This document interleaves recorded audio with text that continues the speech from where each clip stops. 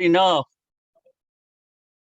Who? Oh, hold it. Before you start, John, just let me say my little line that I didn't want recorded. Okay. Like, I have a lot of these. All right. So good afternoon, everyone, and welcome to part 2 or Atmos Clock Servicing. And we have Wendell Feener again. Lucky enough to have Wendell doing the session with us today. And I ask you all to mute yourselves so we don't get the background noise.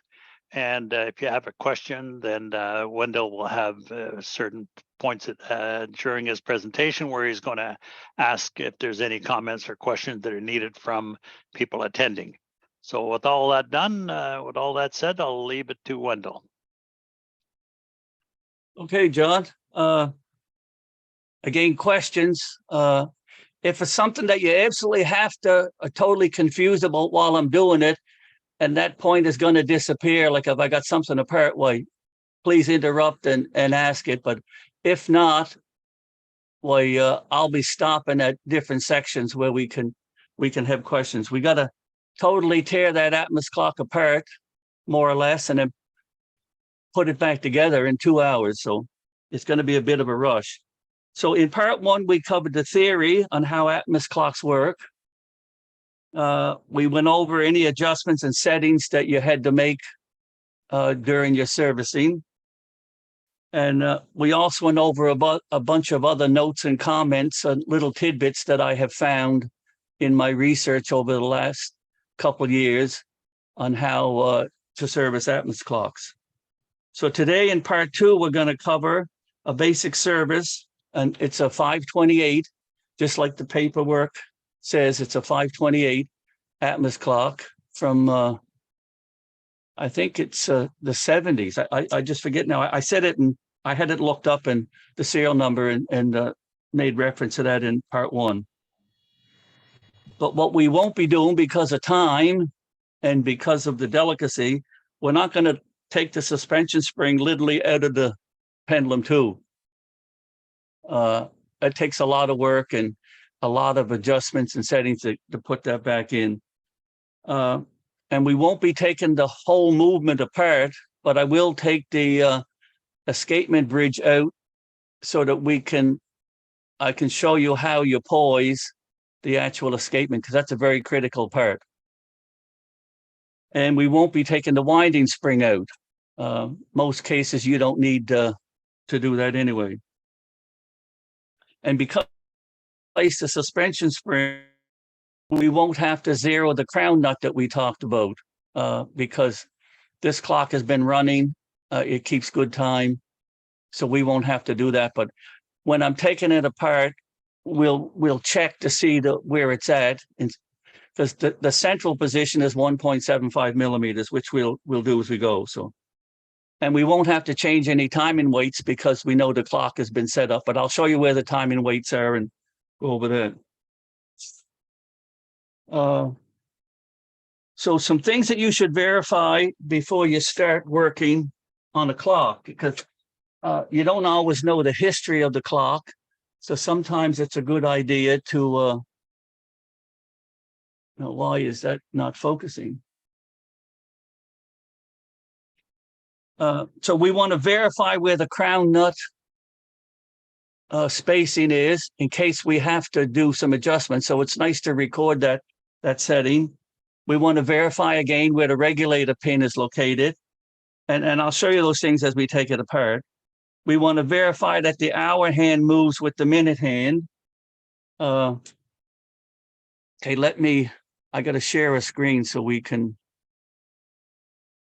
I got to bring in.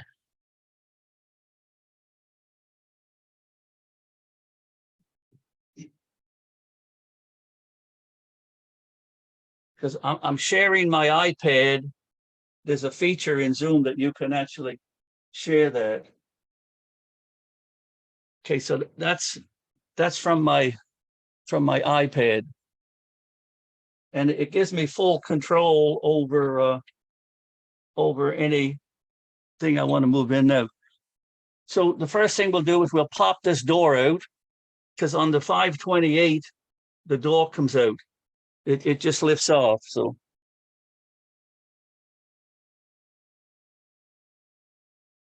we want to verify, because like any clock, the hour hand has to move with the minute hand. And one of the things that I noted in these clocks is sometimes that clutch affair gets sticky and the minute hand will just slip on the arbor or on the pivot.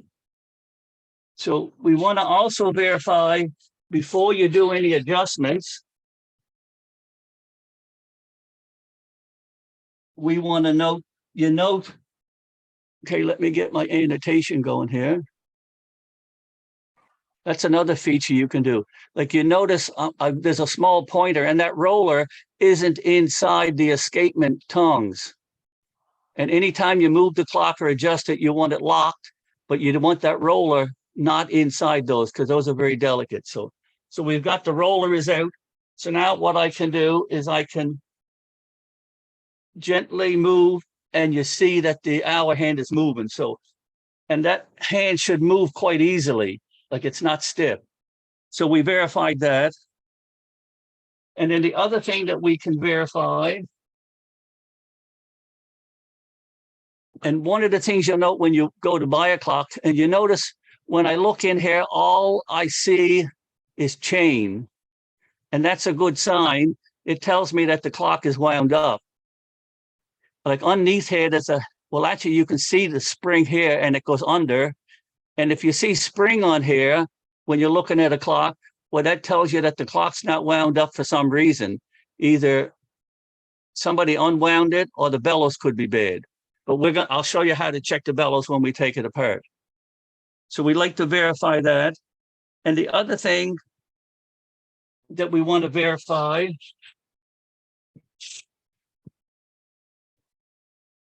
I guess I can't do it.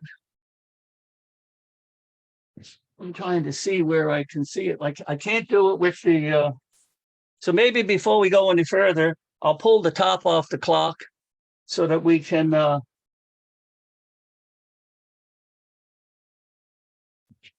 see some stuff, and I'll take the bellows off. So on this particular clock, there's 4 screws on the top. And make sure you use a screwdriver, because these are all gold-plated screws, so you don't want to damage them in any way. And the other thing you notice, I have gloves on. You always must wear gloves when you're working these clocks, because they tarnish very easily. And you don't want that gold plating to wear off. Now, keep in mind, here in the front, under the door, there's a long, heavy brass bar. The top on this clock is plastic or Lexan. So when you lift that up, make sure you got your hand underneath to hold that bar, because it's very heavy, and if it fell down, so this is the heavy bar. If it fell down and caught the minute hand, you're in trouble. And I'll repeat something that I've repeated many times before. These clocks are somewhat simple, but they're very unforgiving. Any damage is a big issue. So I lifted the top off. Now you'll notice, and the glass, sometimes if you're concerned about the glass falling out, you can put a piece of masking tape on to hold it. But there's a little lip down inside that it fits in, so it's not going to fall off. Now, the ones on the side, depending on how much somebody cleaned, if you look closely, you see a black rubber. That can get soft and sticky, because the first time I took this clock apart, I had a hard time getting the top off because it actually stuck to those rubbers. And rubber does that over time. It gets soft, especially if somebody was kind enough to use heavy cleaners that the rubber didn't like. So now we have the clock apart. So the next thing I want to do is pull the bellows off. And in that way, we can see some other adjustments. So in the kit, The kit came with 2 plastic, and you notice I've got it on a piece of foam. I like, because these clocks, I don't want to. Now, the bars you don't take off. You can, but it's not necessary. So what I'm going to do is lay.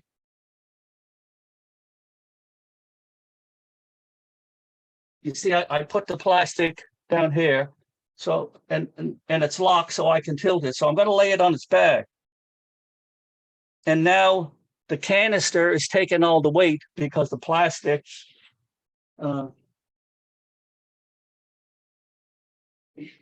you can see the plastic is holding it. And there's two 8mm nuts.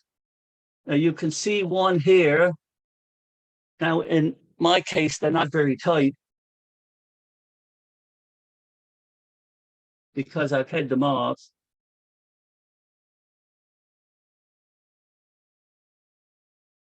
And any tweezers I use around, I have a pair of tweezers with fiber ends so it won't scratch. So I can use that to grab a hold. So they're a covered crown nut.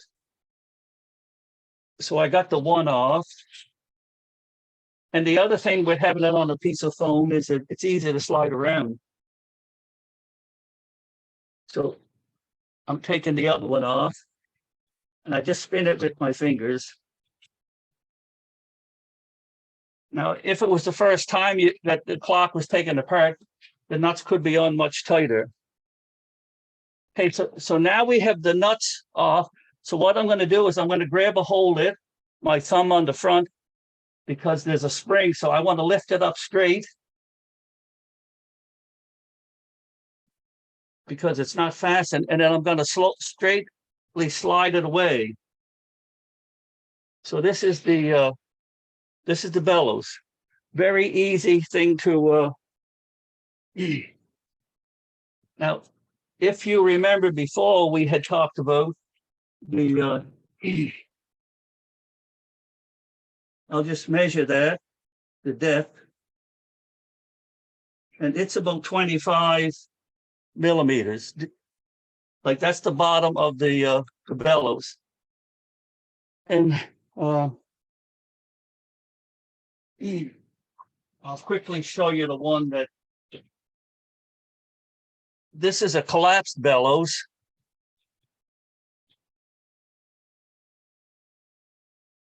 So it's totally collapsed. The gas has escaped. Okay, so we know that this bellows is good because, and that measurement works around room temperature. So we know that the bellows is good. So I'll just set that aside. So now we can actually see, because what I wanted to show you, so to going through my verifying list, verify that the rings, the pendulum ring spacing is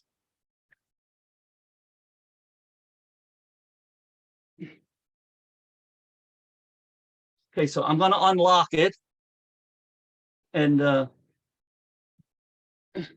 if you look at this, you'll see that drop.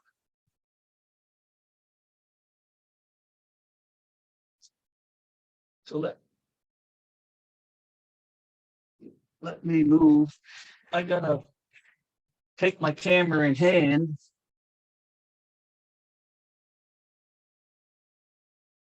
Because I want to show you the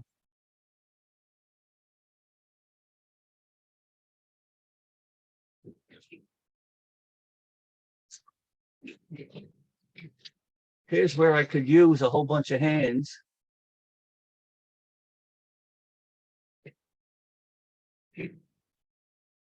Okay, so you see the spacing. Because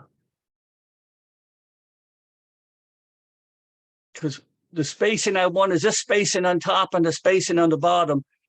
They both should be exactly even. And that's an adjustment that we'll do when we go to, it's a hard angle to see the way it is, but they are even spacing.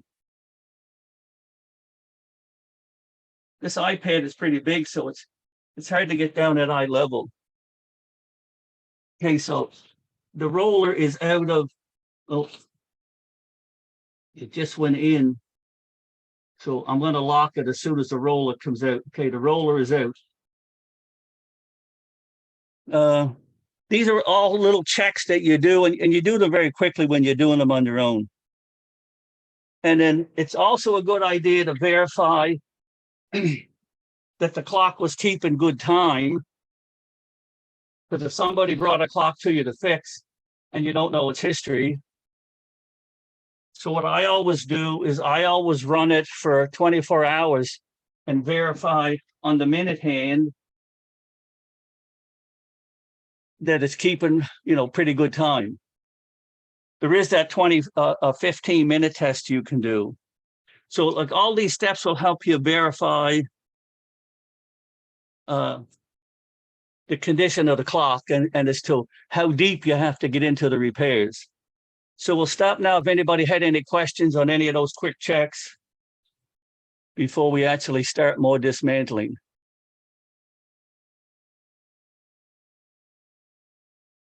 I guess no questions. So we'll move on to dismantling. So you can see this is the movement, this part right here. The rest of it is the frames that holds that. So my feeling is if you're able to take a platform balance apart or a pocket watch, and clean it and are successful, then you'll have no trouble dealing with that movement. The pivots are glass hard. They're all set in jewels. They require no oiling or nothing, but it is a little bit tricky. Okay, so we got we locked the pendulum. We removed all the glass.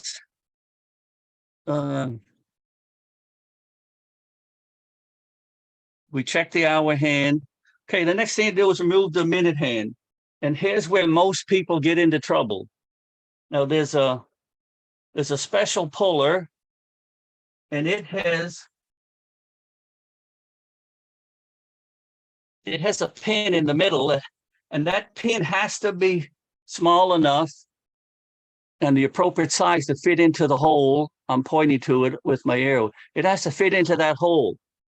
And it's got the puller's got a large flat base. So what I'm going to do, I just did a quick peek. The roller's out so I can turn the hand. So I'm going to turn it down horizontal. So what I do is I hold it, light it up with hand, very down. You don't want, and you have to make sure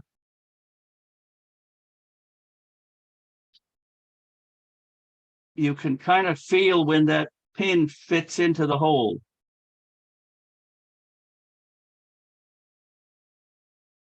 And I have to pull that out. I got to put on my magnifiers so I can see.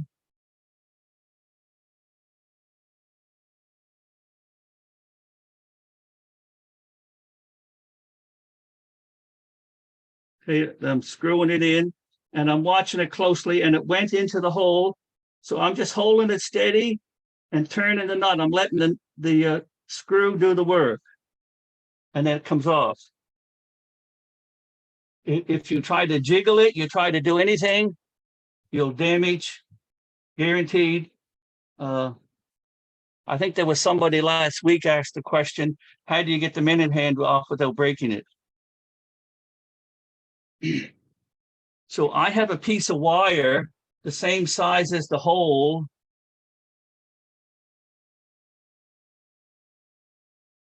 So what I'm going to do is I'm going to poise the minute hand. So you notice no matter where I put that minute hand, it will stay, because that minute hand has to be perfectly balanced. So it stays no matter where I stop it, which is good.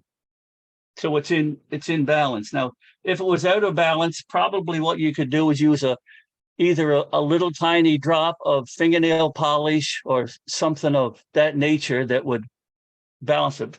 But it won't run if that hand isn't balanced. So I'm going to put that hand somewhere so I don't break it. Now, the hour hand is just like any other clock. It's on there.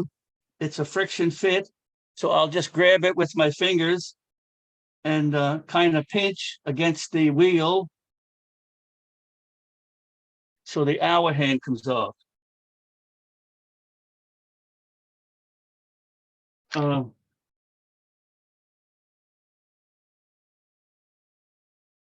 don't know if I can show you that or not, but I'll try to zoom in.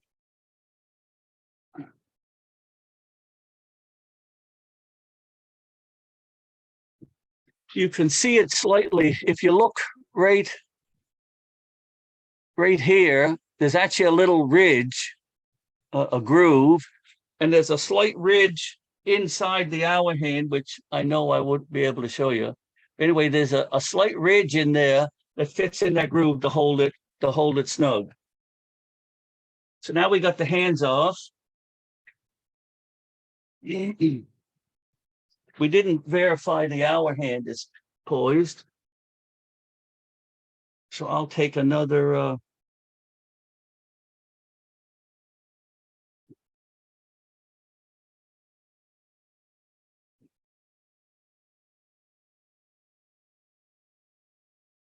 so it's also poised. It's staying wherever I put it. So we know the hands are good.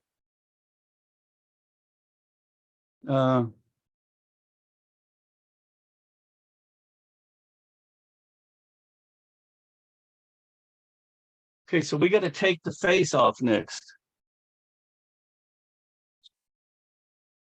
The canister should have still been on there. So I took the canister off early to show you something, and because when you lay it on its back, I like the canister to take the weight. So I'm just going to, I'm not going to thread it in place, but I'm going to hold it in place. Because the reason I'm doing that is that now the canister is carrying the weight. The canister is carrying the weight, and not the arms, and not these arms here on the bottom. They're not carrying any of the weight. So to take the face off, there's 4 little tiny micro screws, and you have to use the right screwdriver, and don't let it slip and scratch the face, because these clocks are all about show, and people don't want.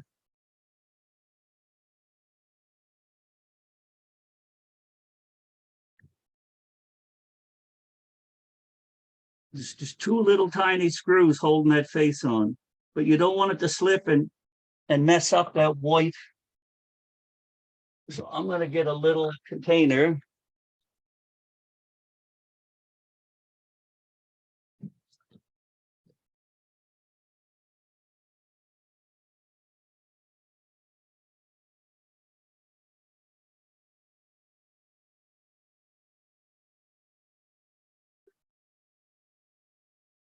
Okay, the 2 screws are out. So now I can lift the centerpiece out, the face. So the face is off. So I'll lay that in a safe place. And there's also a piece of paper. And what I will do is I'll put a dot, and I already marked the square piece on the face. So now I know which is the top. I just, you can see a small black mark there, because you want to put everything back the way it was. And now on the face, there's 4 screws.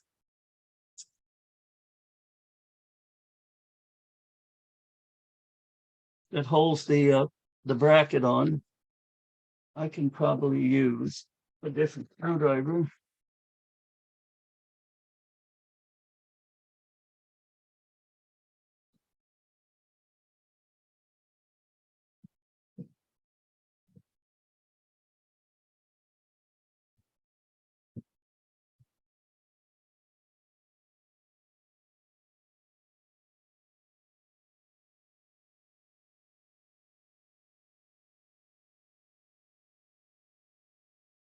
Okay, so I've got those 4 screws. And again, you'll note there's a black mark, so I know where the top is.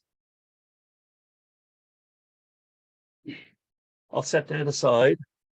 So now we've got, we already took the nuts off the tank, so I'll hold that and I'll set that up again. And I'm going to slide the, so I got the tank back off again.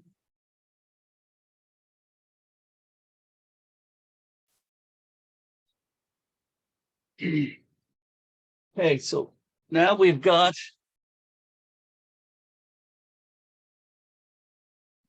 so you can see on the back, there's a spring.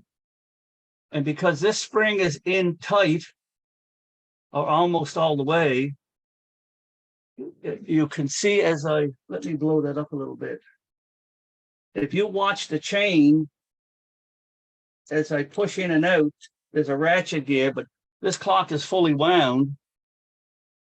And you measure that, the distance out from the plates after, and you also notice there's these chain links. There's 1, 2, 3, 4, 5, 6, 7.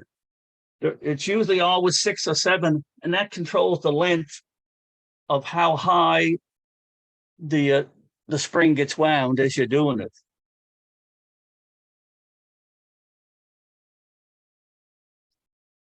Okay, so next page. So once the spring is unwound, that should stick out. So the next thing we're going to do is remove the movement. But as you look on this clock, there's no ratchet gear and no click that holds the spring if you take it apart. So what we have to do, there's 2 screws. There's one here and there's one here that we have to take out. Now that's sitting on fairly tight on 2 studs. So, and I'm just going to loosen them with this bigger screwdriver. It's hard to spin a screwdriver in your hand when you have rubber gloves on. So you notice I'm reaching around and I'm grabbing a hold of the second wheel and the first one, because when I take that movement, and also make sure that you're not inside of the, that the roller is not inside the escapement.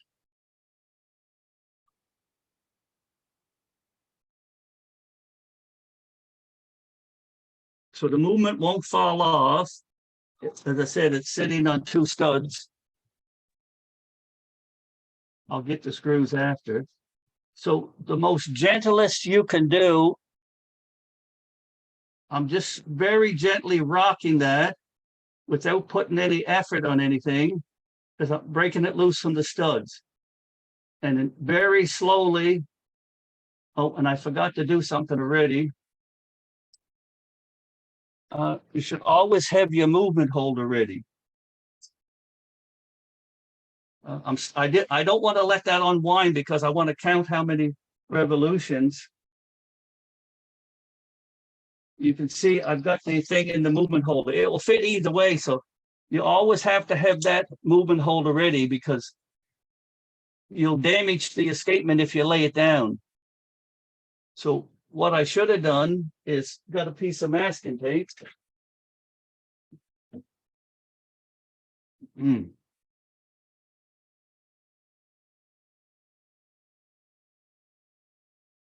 I just stuck a screwdriver into the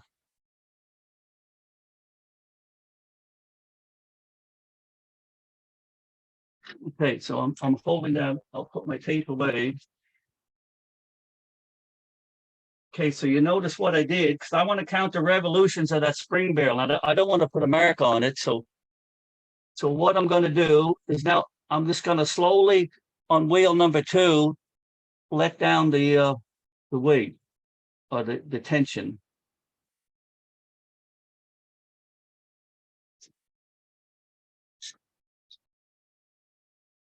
So between the 2 wheels, so it's coming up to number 1. So that was 1 revolution.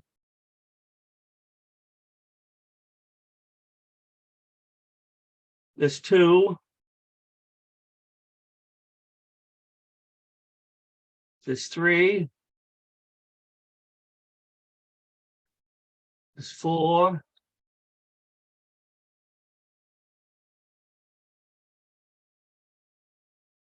There's 5.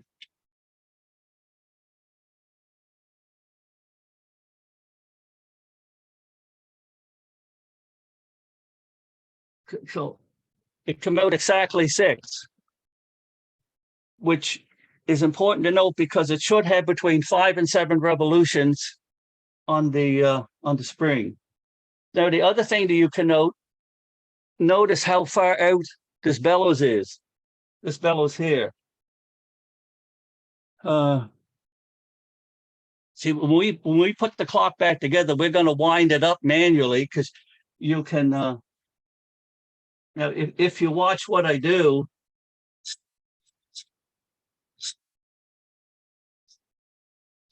see, I'm winding the spring up, and as you wind the spring up, the length of this shortens up.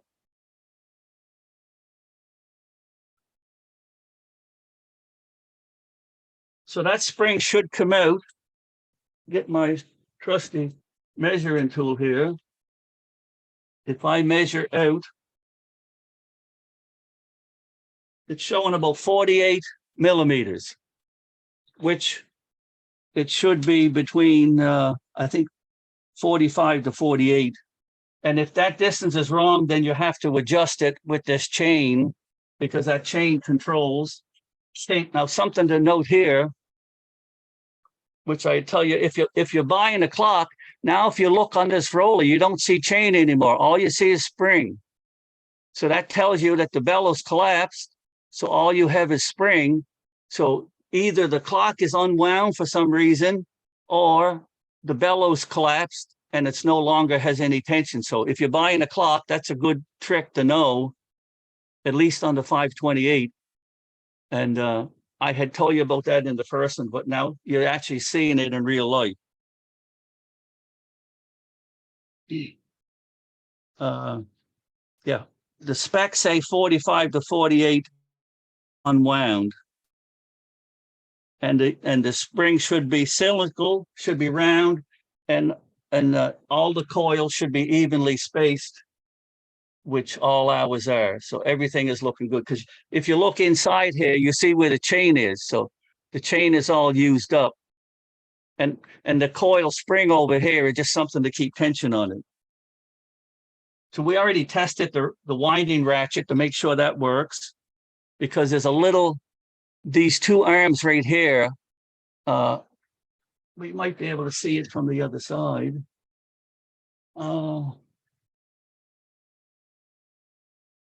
Let me see where they are. Okay, there. If you look really close in between the wheel, you'll see the 2 teeth for the winding ratchets. So and you see how fine the teeth are. It is not too much.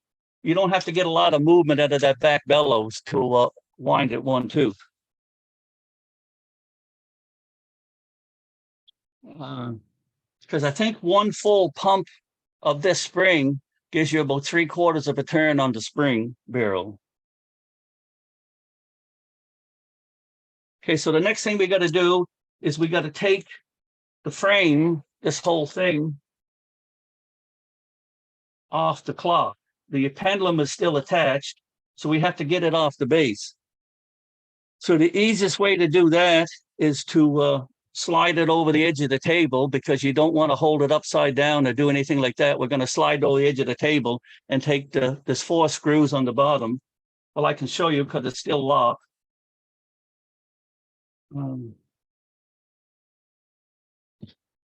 If you look on the bottom, you'll see there's 2 on this side and 2 on this side. They go up into the frame. So that's what we're going to do next. And just be careful that the clock doesn't fall on the floor and all those normal things. So I'll get my screwdriver. I'm not sure if you can actually see much.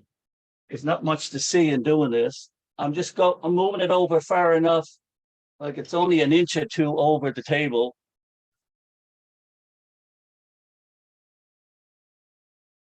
There'll be a fair amount of tension on the screws because the lock-in mechanism is. So what I like to do is loosen the 4 screws up with the heavy screwdriver.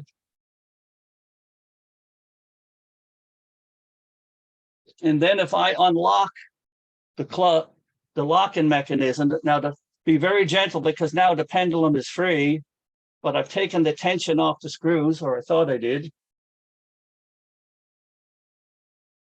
Because that suspension spring is very delicate.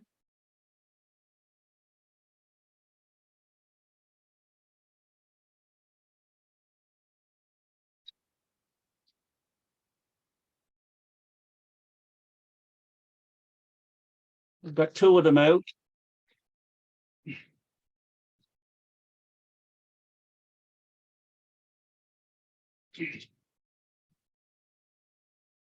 Get my screwdriver again.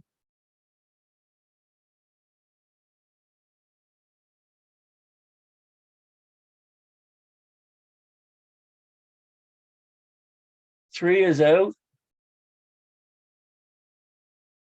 Okay, so now I've got. I'll just put them in a little containers. So now we get into the great tear because there's no way we can lock that pendulum anymore. So everything we do, the pendulum's going to float around. I have to get a drink.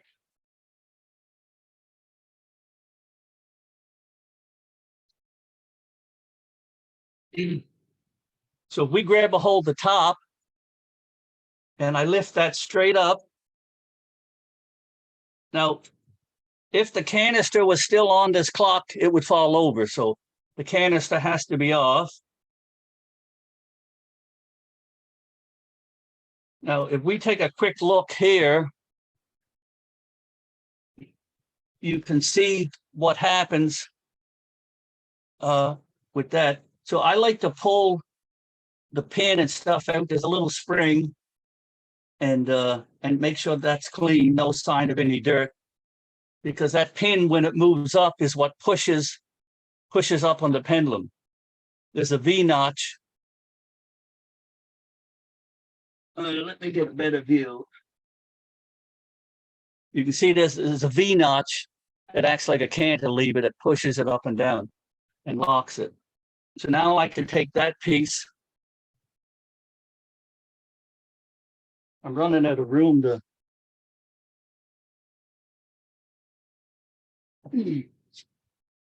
Make sure when you put stuff away, you put it in a very safe place that the dog or the kids don't come by and. Because remember how unforgiving this clock is.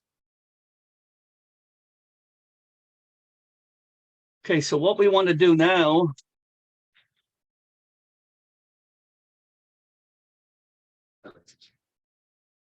We want to do this from the front.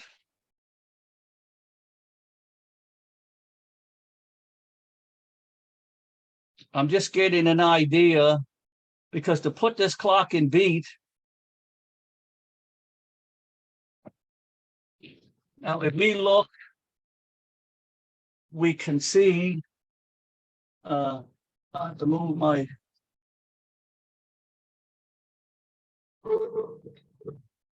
You see, to put this clock in beat, you see the roller, and I've got the front of the frame facing me, and you see that roller, the pendulum's not moving. That clock's in perfect beat because that roller is exactly facing the front. And if you look inside there, there's a little screw that I'll try to do it sideways.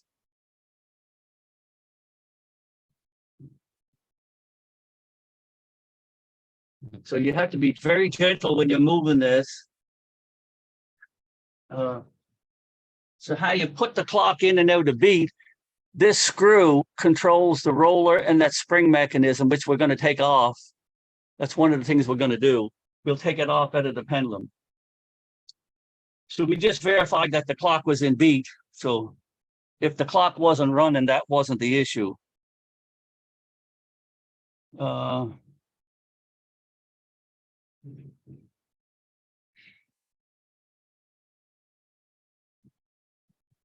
Okay, so to take the pendulum out now, there's two things you have to be aware of.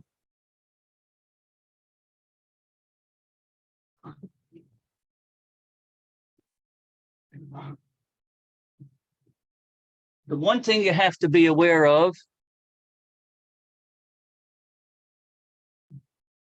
is this screw right here. That screw is pushing on this taper pin, and the suspension spring is in behind that. So that has to be loosened.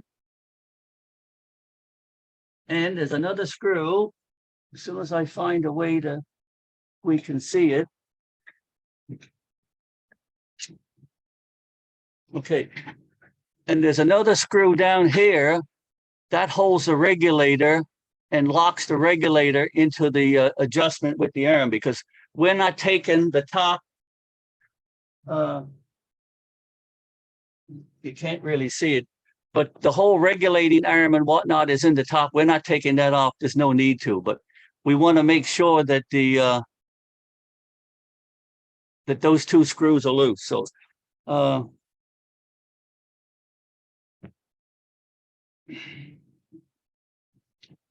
so loosen the screw holding the top, and again, use the appropriate screwdriver. So I'm going to loosen the screw. All you do is loosen it one turn. Don't take it out. One turn. So we just loosen that. And loosen the screw that holds the regulator. One turn. Now, where was that? Okay, it's on the side. I don't know if you can see what I'm doing or not, but you'll see the screw. So again, we're just doing it one turn. So now we've got the two, that third screw that holds, that I talked about. This screw down here, don't touch it. So we did the one in here and we did the one in the top. Okay, so the next thing we want to do is these two blocks. We're going to lift it up and we're going to set the two blocks down. So now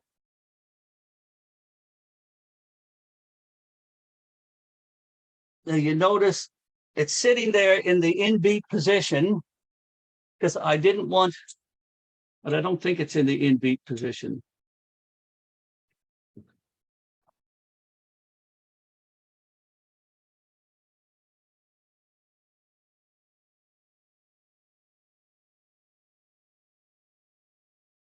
Because if you can, let me see if I can. Now, if you notice down on the bottom, there's arms on the pendulum. There's one here and there's one over here. Those arms are, when you put it together, you also make sure they're parallel so you know when it's in beat. It's a rough indication, because when you take the pendulum apart, which we're not going to do, okay, so I know right there is in beat. So I'm going to lift it up and put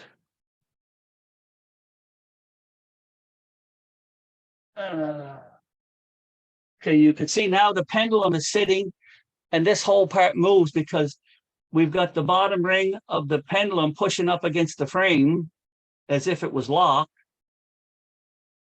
And we need to do that because when we pull the pin in the top, we don't want the pendulum to go crashing down.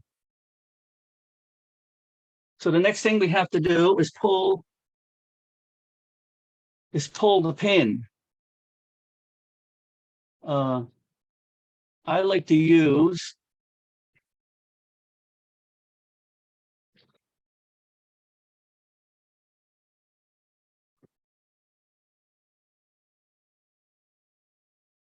I use a pair of cutters like these to, that way it gives me a little bit of a, now you have to be very careful because the suspension spring is facing me. So I'm just going to grab lightly a hold the pin and rock it back. And I'll take another bite. There. You can see the pin. So now I have the pin out. Wendell, John, we couldn't see anything there because it focused on your shoulder and everything that you were working on was out of focus. Okay.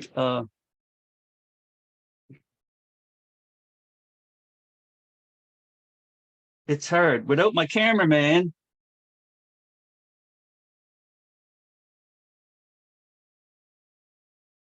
okay, so the spring is in the top. So what I'm doing is I just grabbed a hold with these cutters. I like them because they're square. So I can grab a hold of that and then just slowly rock it to unlock it. And then you can pull the pin out. It's not real complicated. Now, so you can see the suspension spring. Now,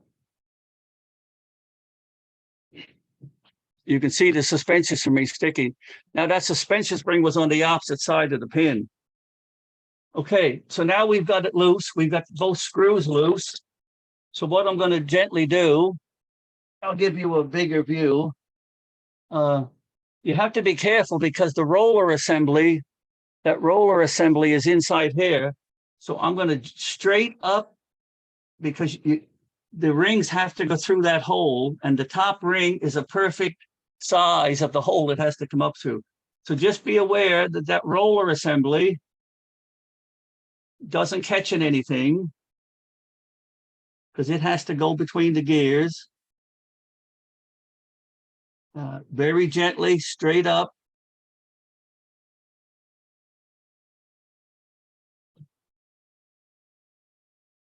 It helps if you look from the side. It looks like my regulator come up a little bit with it.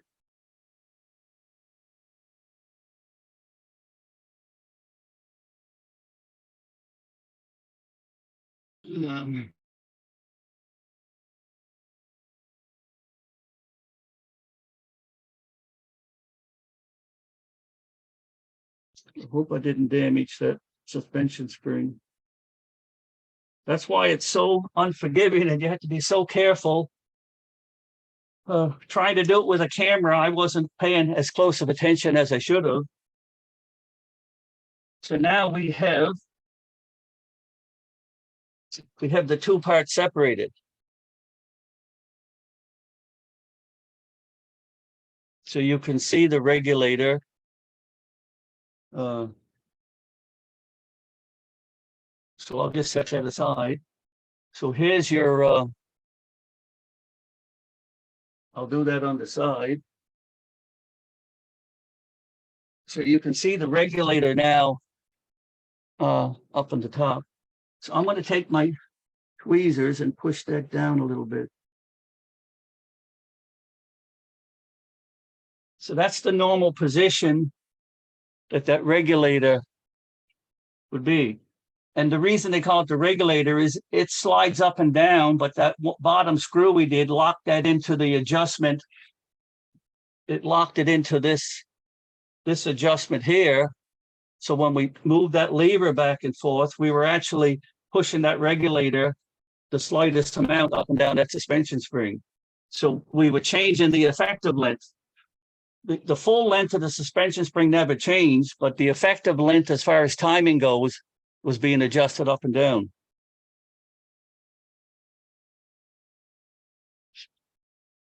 How are we doing for time? Running slow. Okay, so what we want to do now is I have a little paintbrush. I want to test that roller to see how free. I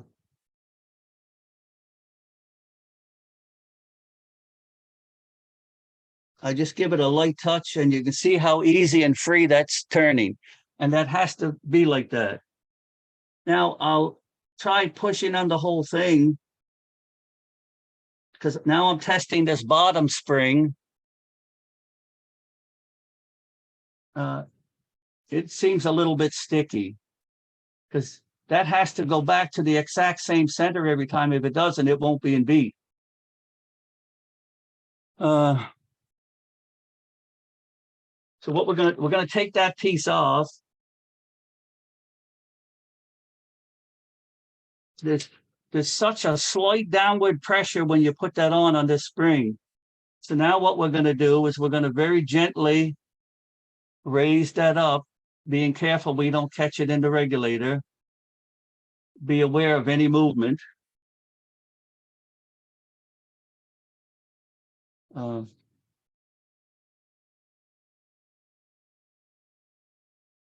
And I'm just looking at my spring to make sure I didn't do any damage, and I didn't.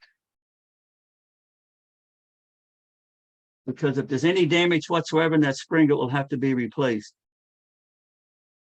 And a good way to test for kinks is I'm using the light. I can use the light and if I let the suspension spring flop away, I can tell where the flat side is because the little bit of weight on the regulator helps with that.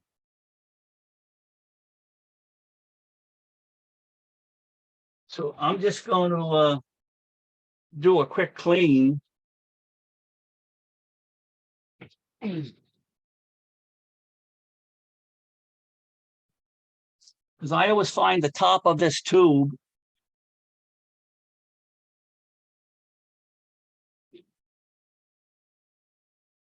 no, there was no dirt there.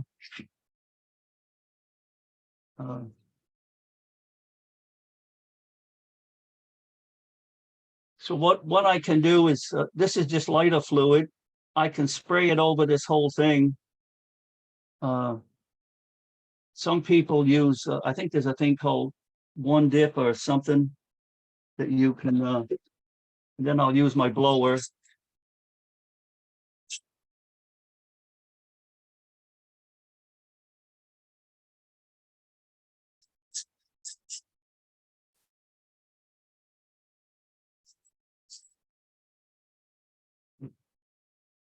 Because you can't take that roller out because there's a pin in the bottom with a needle point that the roller is sitting on.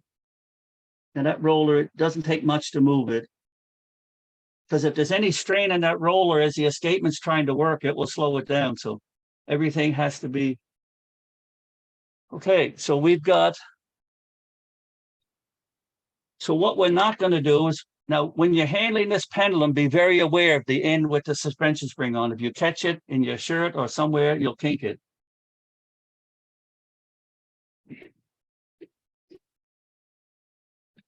So you can see this one, I put a new suspension spring in.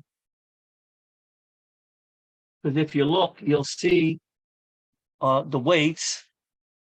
Like there's two weights here that are probably 1.5 millimeters. And then there was a thin weight that I had bought. It wasn't the exact same shape. And then you've got washers and a stud. Those studs come in different thicknesses, different lengths. So to take the suspension spring out, what you have to do is undo this, and there's a tool for that, to unturn that nut.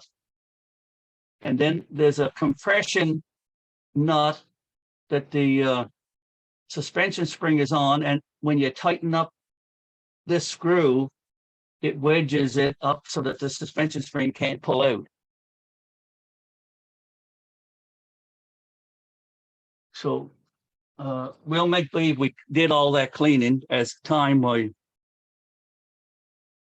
And be careful when you're, because if the, let me go back to a bigger view. So when you, if the bob is off, you take that knot, and then the big bottom piece is off. So what you do is you slide the suspension spring in from the top, but you don't turn the suspension spring to tighten up the nut. You actually turn the tube and leave the suspension spring hang, because you don't want to put a kink in that suspension spring. So never turn the suspension spring, always turn the tube and hold the screw with your finger. So you're turning it. That's one of the little problem areas. And how many weights you put on it. Now, the funny part about these clocks is that if you put a new suspension spring in, you know you have to adjust the weights, you know, almost guaranteed, but you have to put it back together to check to see what the time is and how much air it is. Then you got to take it apart again to change the weights. There's no way to change the weights unless you do it, unless you take it apart as much as we have right here. It's a hard process. I know, I had to go through that. Okay, so now the cleaning. We're not going to do a lot of cleaning today, but we are going to do one thing.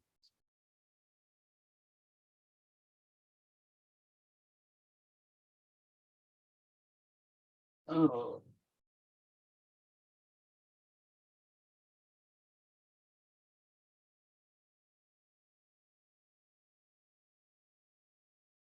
I got everything all messed up.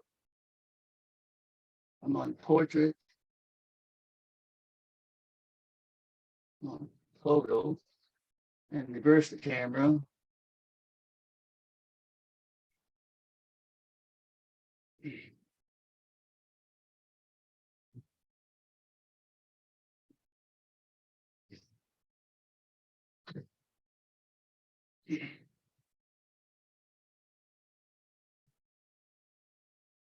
Okay, so here's the movement. Now this will go into that case. It fits down over the two studs. It will fit in either way for you to work on it. One of the quick tests that I like to do is to, I'm just very lightly touching that counterclockwise. Oh, I'm very lightly touching the bottom wheel counterclockwise, and you see the escapement moving. So the whole thing is in really good shape. Now, you can see the jewels. We're not going to take the hour hand and all that stuff apart. You can see that if you look closely there, you can see the end of the minute arbor, that glass hard minute arbor. So what we want to do is, there's a bridge. The escapement has its own separate bridge. So I'm going to put the movement back in the holder.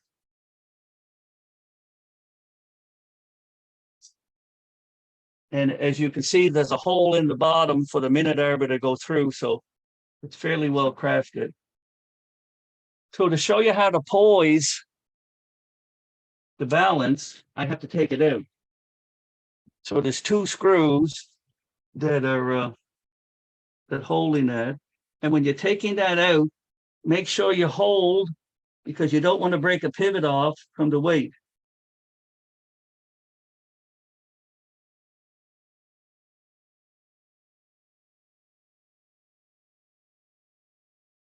Okay, so the two screws are loose. I use my fiber tweezers to pick them up. So I'm just going to gently grab a hold of the end as gently as possible, and I'll use the screwdriver and just gently. Now, I mean gently. You don't want to twist that or bend that. so that you put any tension on the pivot. So then I'm going to grab a hold it, lifting it straight up. And then I lift at the same time, I'm lifting the escapement, and you got to get it out around the escape wheel.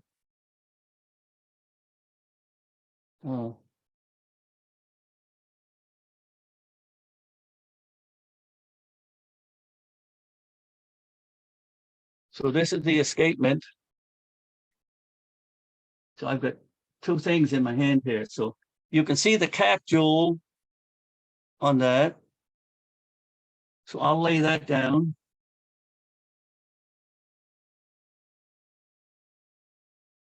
Okay, so you can see it's just like a pocket watch escapement. You can see the two nice ruby colored jewels. If you look closely, you can see the two pivots. And then you can see these rollers, the piece that goes into roller, and you notice how polished they are.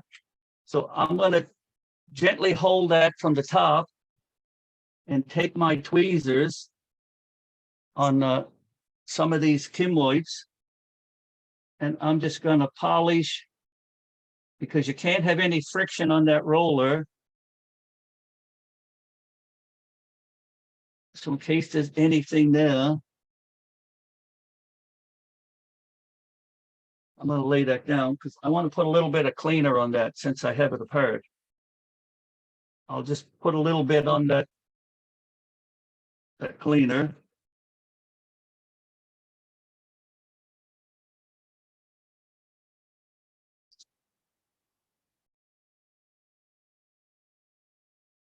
Okay, no dirt come off, but better to check. So you can see how shiny, see the reflection there of those pieces? They have to be very, very shiny. So I'm going to lay that in a very delicate spot. So now we have the rest, we have the movement, and it just moves so easy. So see, there's no friction. Now, if you look inside,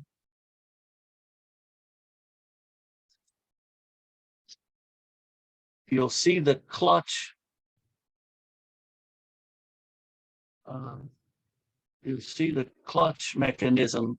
It's just like a normal clock where you got 4 little spring steel arms that push on the minute wheel that gives it friction. So that has to be nice and clean. So I'll put this back in the stand. So now what we want to do, I use these Kim wipes. They're a lint-free wipe used in the optical industry. They're not super expensive. Okay, where do we want to? Balance must be poised. So I have a pair of tweezers. I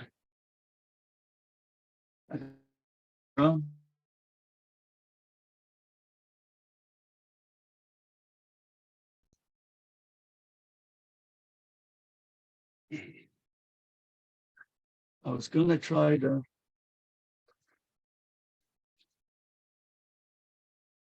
My plan was to use my little voice, but I got another voice that I think I'll use instead.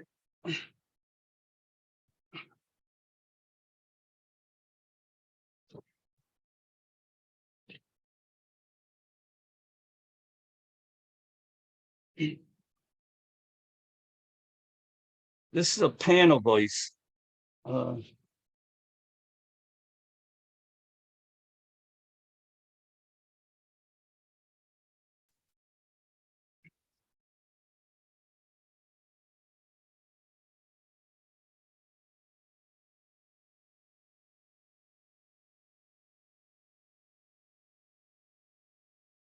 Okay, so what I need is a knife edge. And this is my knife edge for poising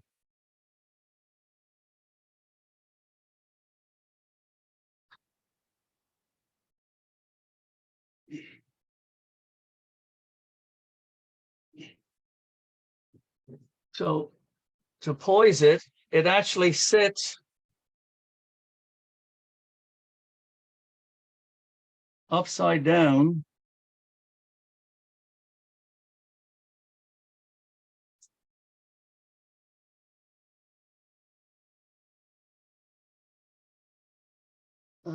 I need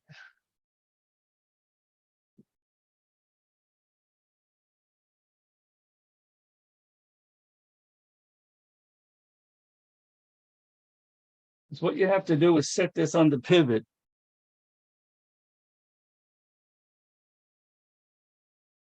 On two pivots. Without letting it fall, because it might break if it falls.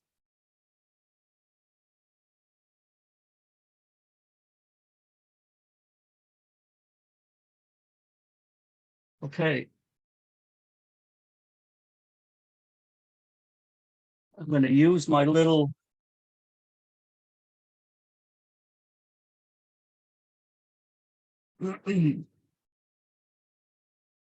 so what you can see is that has to hang perfectly straight up and down. That's how you poise that.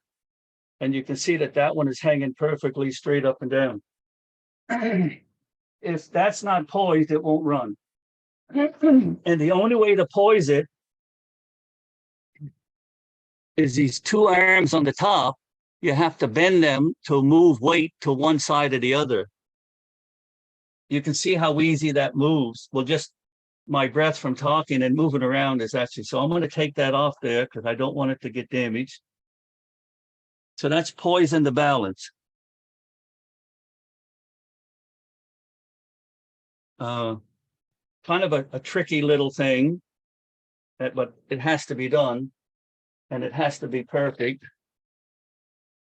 I don't know how it would get out of poised unless it was treated roughly, but it seems to me I did have to adjust because the three that I've done, I had to adjust one of them and I don't remember which one it was.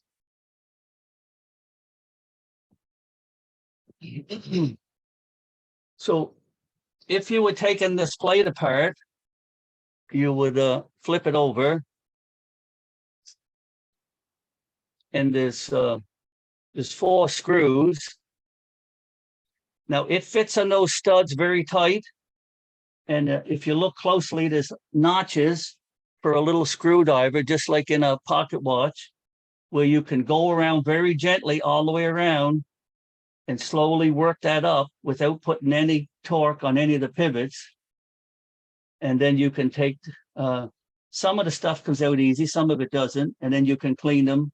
And when you're putting it back together, be very careful because it's hard to get it down over those studs, depending on how hard it was to pry off. So I usually set it there, put the 4 screws in to kind of hold it, and then I keep working with my tweezers, keep working inside, and then try lifting them up and down, everything, to make sure that I'm not torquing anything, and then just slowly keep working the screws down and keep checking the all the gears to make sure that there's no tension on them because you don't want to break a pivot, and then you put it together.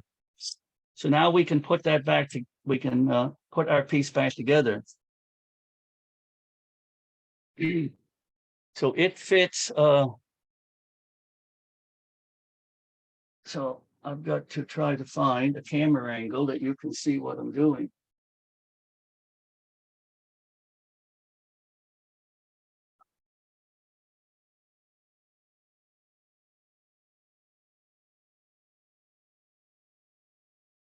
So what we have to do is get, because that fork has to go over the escape wheel. So I'm just going to gently put that in where I can see that I'm not catching anything. I just seen a hair on it.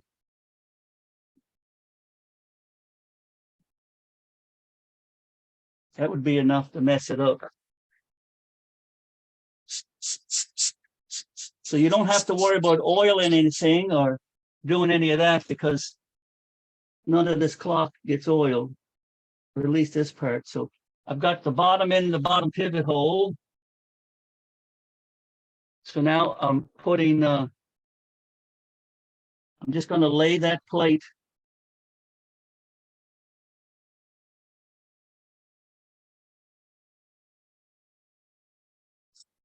and it's kind of an exercise to play with these pivots to get them in. Oh, I'm lucky, I got it. So I'll drop a screw in. And it's nice to hold a slight downward pressure so that it doesn't pop out when you're turning the screw. Now, I will not tighten the screw. It's in almost all the way, but there was no tension on the screw yet because I don't want to, I need the screws in there so nothing moves on me, but I don't want to put any torque on that pivot.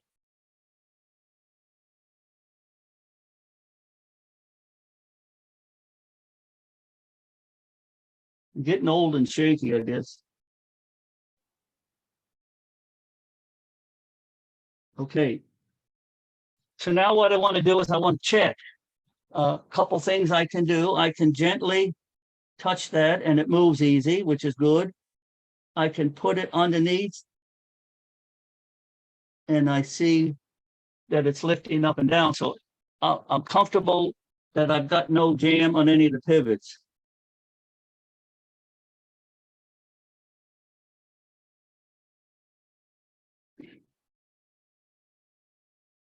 So you don't have to tighten those screws down with a big torque wrench or anything. So now I've got it in there. So I'll turn it face to me and I'll give it the lightest look. I'm just barely oh, I guess you can't see. I'm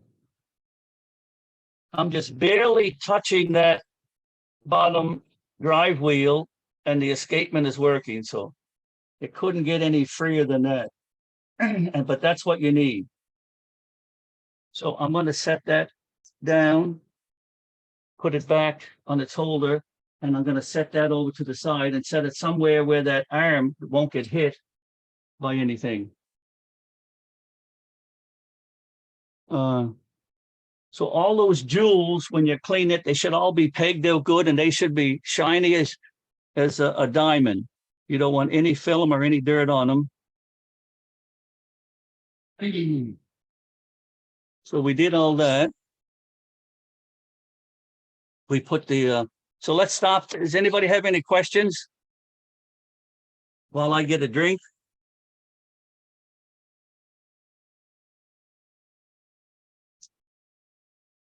No questions? Not so far.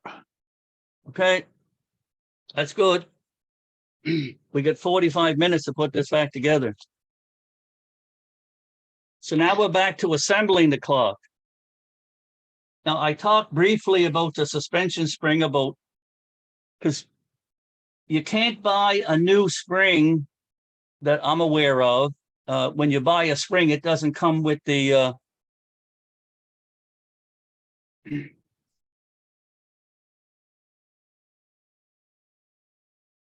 it doesn't come with the regulator, or it doesn't come down in the bottom here with the piece that's threaded on that's wedged. Years ago, when you bought those pieces, now whether the factory still makes them or not, I don't know. But today, like at Perrins or those places, you buy a suspension spring. It comes in a tube, and all it is a piece of wire that's 2 thousandths by 10 thou. Everyone's identical, more or less. And so there was a good video I found on YouTube that showed somebody putting the new ends on, and it's quite simple.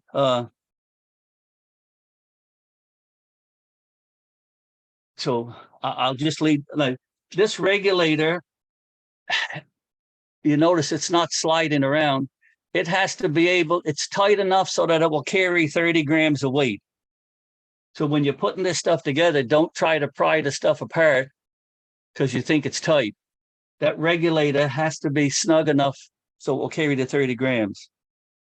And again, when you put the spring in, you're holding the nut with the spring and you're turning the pendulum because you don't want to attempt to put any kind of a twist And when you put the bottom piece on, this bottom piece, make sure, now this one's just slightly off. Well, I guess it depends. Now you notice, I'll do it sideways. And some of these things I just created myself. They're not,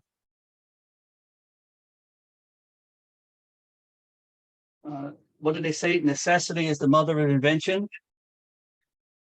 So I like the regulator leaning over it because then that shows the flat side. So when you screw and tighten up the screw for this bottom, for the bottom pendulum, make sure the arms are at right angles to that suspension spring, because that will give you a rough in beat. And the same thing when we put the roller on, which is the hardest part. I broke a suspension spring doing it, putting the roller assembly on. We'll use that as a guide to get it in rough beat when we put it together. So we already cleaned the roller assembly and all that.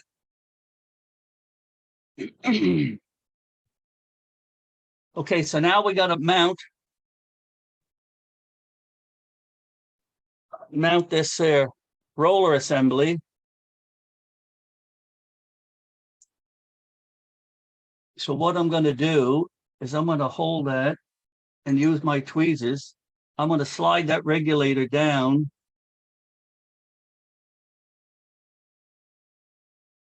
so that the narrow part is slightly inside the tube. Now it's actually, I think, a hypodermic needle that they polish the end. So we put that down through the top of the tube, and you can see where it's, I gotta change the angle a bit.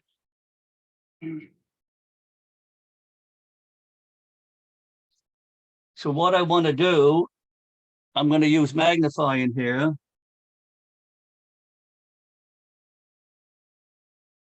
I'm getting the spring started in that little tiny hole.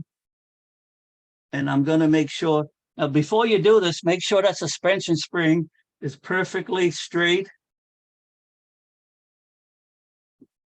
Okay, now you can see the spring coming out the top. So I'm pulling my tube out.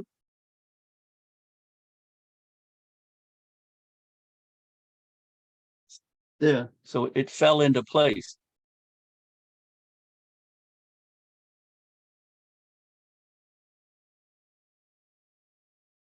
So I know, okay, adjust the camera again. I got to get more pace so I can get a cameraman. So I know my rollers, they're parallel to me. They look on an angle from the camera because the camera's on an angle. But now what I'm going to do is I'm going to make sure that this roller is perfectly with arm, because when together, short of square suspension, because the suspension spring is flat. So that gives me a good start when I put it together to make sure it's in beat. So there's a screw.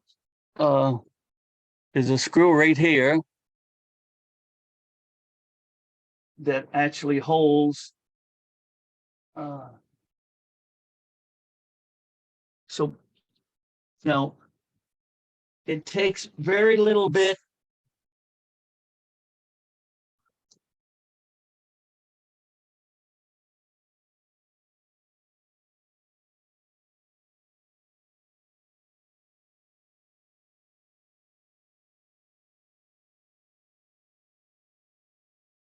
Okay, I had to back the screw out just a touch more because when I handled it, the screw must have went in. So now it's all the way down.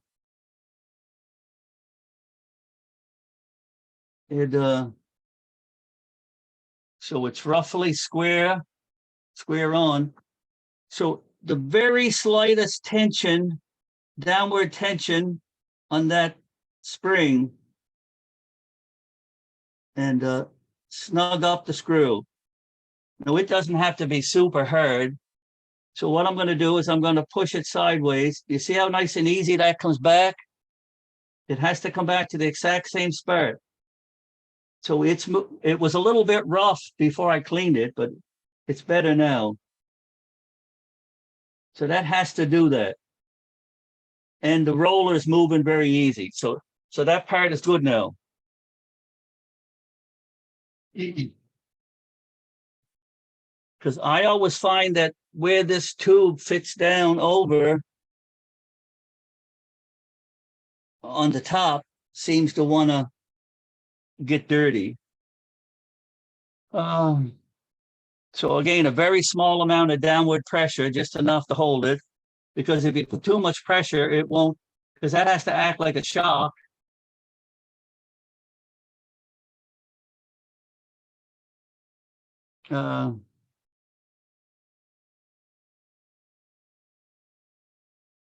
So now we got to do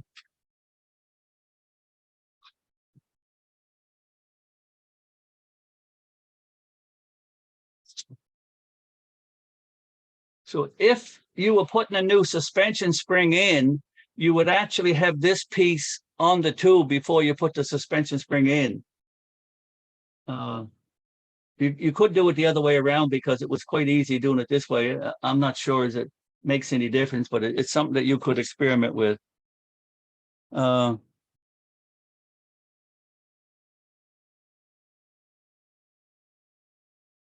So we made sure that the roller was in the right place. So we slid the regulator.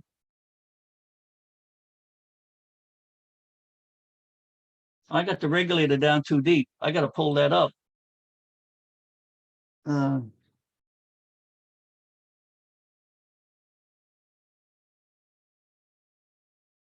regulator disappeared.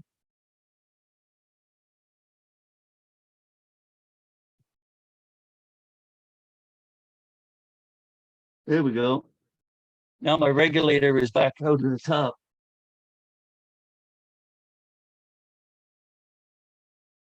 This thing is, don't panic if you do something that's wrong. You just have to fix it.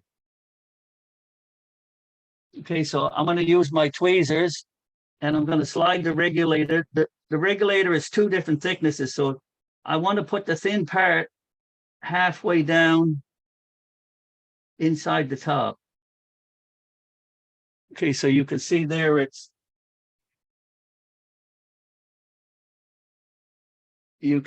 and I'll point it up here so you can see the thin part.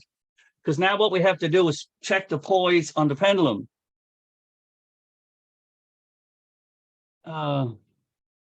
So I gotta set up something to the hardest part is to hold that. Now I'm going to try my voice. I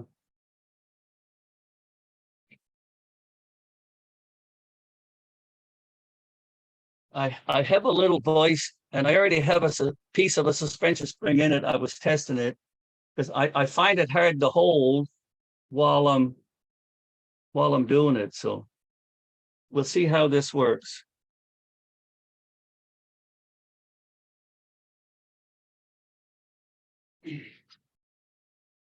Because you have to hang it from the suspension spring.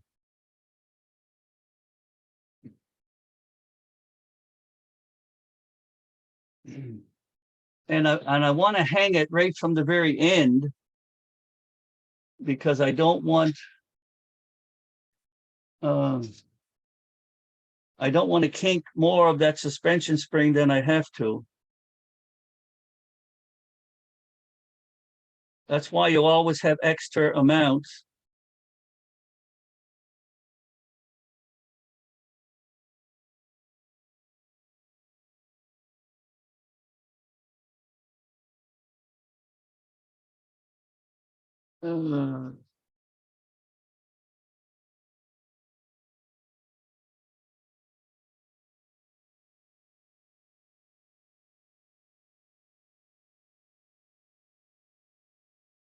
I'm having trouble getting it caught on the end. Oh, I think I got it. So what I'm going to do is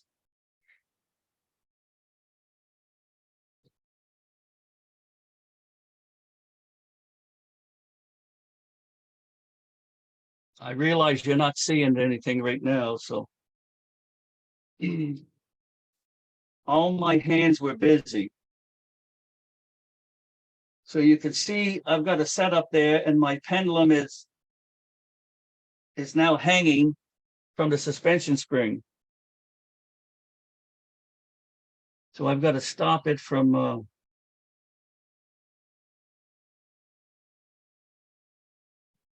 okay, I'm gonna take the camera off. I always grab the settings are on the side on this thing. I wish I could move them up.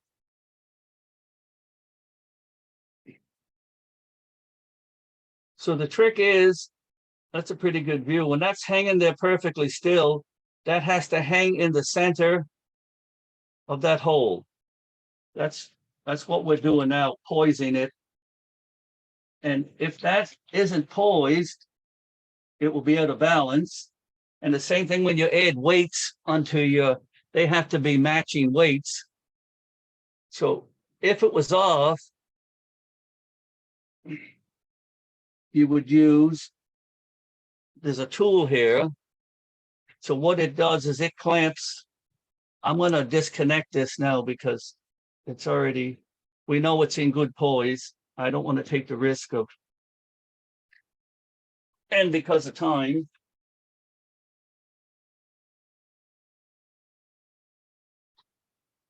So if you had to bend that, if it was lean one way, you would put this tool on. So what you're actually physically doing is bending the pipe. And when you do that, make sure it's down here, it's sitting on the bottom. And then you bend it in the direction that you need it. Now, the first time I did it, it took several tries. And I was really conscious of how tight I tightened that wing nut because I didn't know what it would take to bend it. And it seems to take quite a bit to bend that too. But it's part. So that's one of the valuable things. But this is poised. And the reason you poised it, if it was hanging crooked, that regulator is going to rub on the top and take away the power. So it has to be poised. Any questions in poising that before? It's kind of a tricky little spot.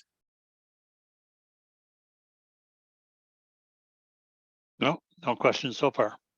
Okay. So now that regulator, we're going to put so there's two things we have to do when we put it back together. Is one is we have to put that regulator in the correct spot, and we also have to put it in perfect beat. But we can't do that until it's back inside the frame.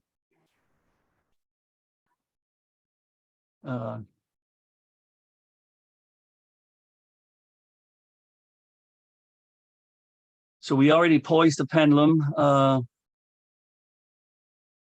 So if you held onto the top, because see, we had about inch and a half of extra suspension spring at the top. And if you happen to kink the very top little edge, you can just snip that off. And that's why it's nice to have a fair amount of extra suspension spring up on the top, so that if you, through some of these tests, if you happen to kink the very top, you can just cut it off and then you got good. So I'm sorry, Wendell.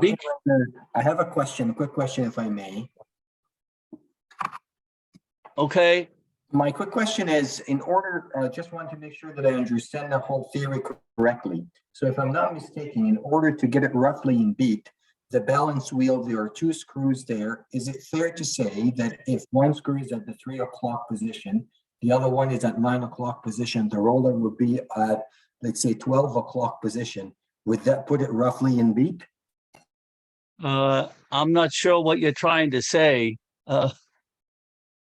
You said putting that it, there's- you have to know where the flat side of the suspension spring is. And I pulled the regulator up and then let it flop.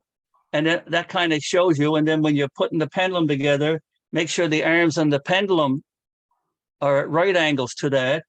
And then when you put the roller assembly on, then you're putting the roller assembly at right angles to the pendulum base. And that gets you in rough. What controls it is the flatness of the suspension spring. The 3 o'clock and 9 o'clock, I'm not sure what you're trying to say. Okay, so the reference point will be the flatness of the suspension spring. Okay, perfect. Thank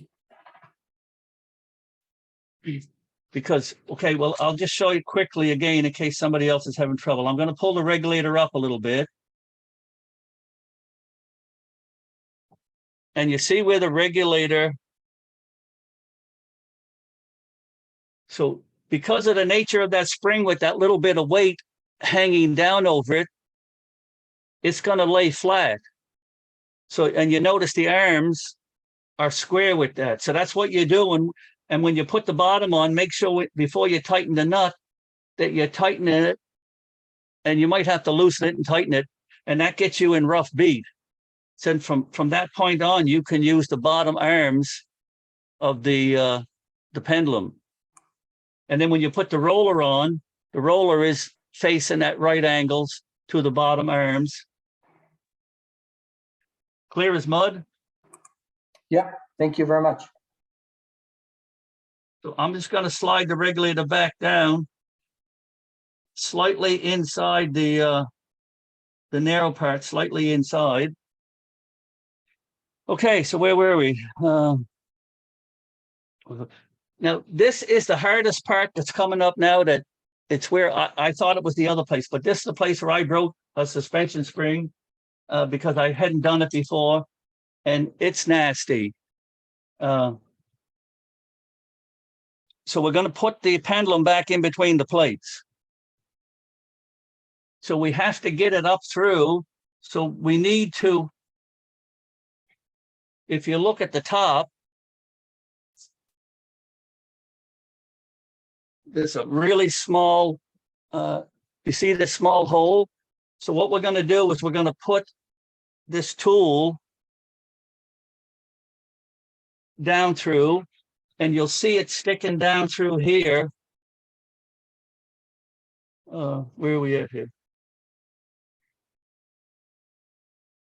You'll see it sticking down through because we need to get that suspension spring without kinking it up through the regulator mechanism. So I've tried all different ways, and the best way that I come up with was I lay it on the side.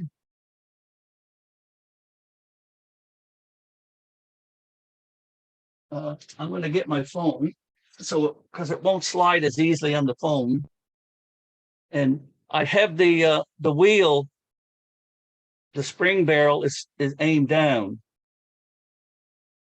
So then in the other hand, so I have to use a pair of tweezers.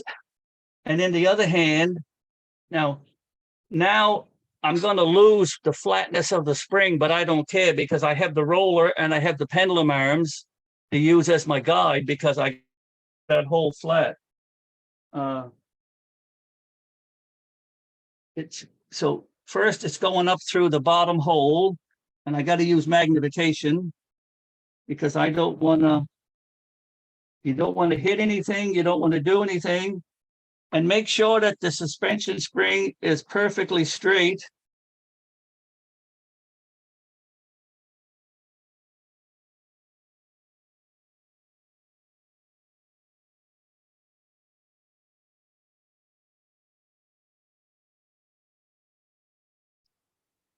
Because it's a little tiny hole.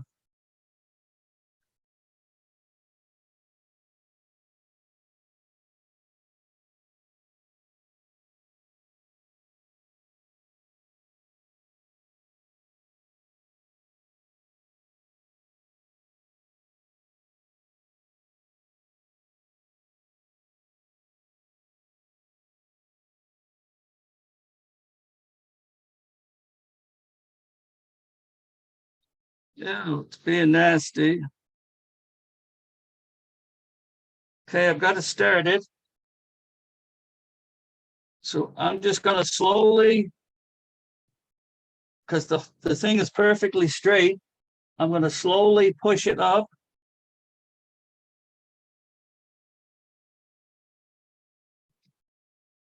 Again, I'm keeping it straight without kinking anything. And the regulator, I'm sliding it up through the hole. I know you can't see, but I don't have any choice. And the top ring on the pendulum just went through the hole. So now I'm pushing it up through the hole and I'm standing it up. I'm holding both because I don't want that pendulum to twist or do anything.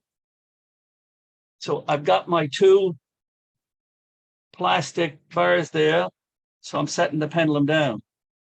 So now I can remove my thing, and that didn't go too bad.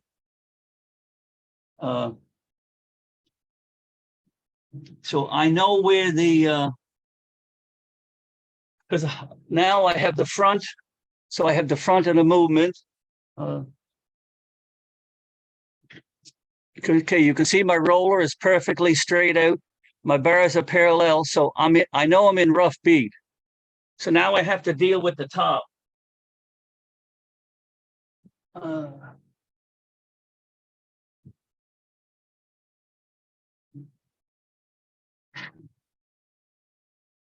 Okay, so what do my notes say? So we got it up. So I found that's the easiest way. Now, in some of the instructions, they tell you to set it down over the top, but I just can't see doing that. But this way works for me. Once I figured it out, I've had several out since then, and I haven't broke any or kinked any. So, but I do consider that piece right the most difficult part in an Atmos clock. It's very high risk of damage in the suspension spring. Just make sure you use tweezers that the suspension spring is nice, perfectly straight up at the top, because if it's got at least a little bit of kink, it will create too much friction inside that pipe and it will rub too hard. And then it will push the pipe out instead of the spring sliding up into it. So I set it down on my blocks. So now the weight's sitting on the pendulum. So what I want to do now is I'm going to lightly grab a hold of the top of the suspension spring and give it a little tug. So there's no kinks in there anywhere. So I've checked for that. You're not trying to lift anything. You just want to make sure that there's no kinks in it. My bars are straight. My roller's in the right place. Everything is in the right place. So now what I'm going to do is grab my pin. I did see it a minute ago. So I'm going to grab my pin. Now, let's talk a second about that. If you look, you'll see, and you can see it there in the top. Let me point. There's a screw. You don't want that screw pushing on that suspension spring. So make sure the pin, the tapered pin, is between that screw and the suspension spring. And you want to make sure that that suspension spring is perfectly away from you, because if it isn't, it will put a slight twist in it, and then you'll lose some of your beat. It will be out of beat. So, okay, so I just laid the spring in there. I didn't do anything else. So again, I'm going to slightly lift. I'm going to take a little bit of pressure off that and then set the, it's a good idea to check that screw, make sure it didn't get in on you, that it's. So again, I'm lifting, and you got to lift that spring flat. Okay, so I've got the spring in there. It's not capable of carrying any weight yet. So what I do then is I take a I should have got my hammer out first. I have a really, really tiny little jeweler's hammer, and I have a flat punch. You can't just hit the top because you'll damage the suspension spring. So what I'm going to do is just the slightest, the slightest tap on the, because I want to set it so it can carry the weight. So I just give it the slightest tap. So now I can lift that up, take my blocks out, take my foam away.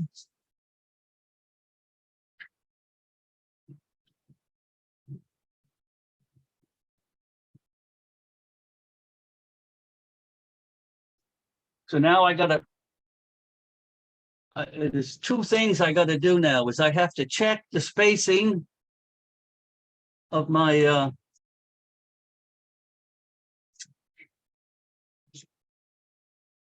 pendulum rings. So what I'm doing is I'm looking in here, and I can't do it and show it on the camera. So okay, there's a very small touch, couple tenths of a millimeter more spacing on the top than the bottom. So I'm going to give it, so to adjust that, what you do is you tap that.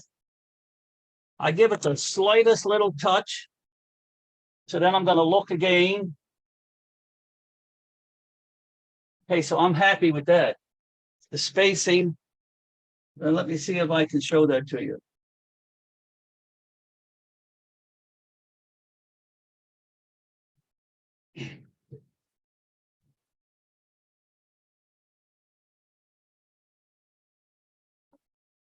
I got to get down lower.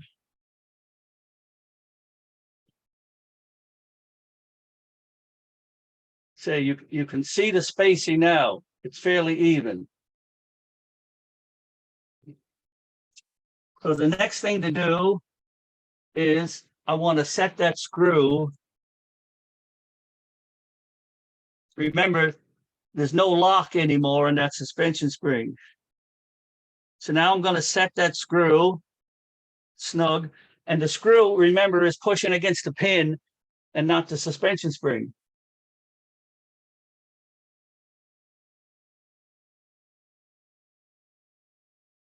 So we got that done.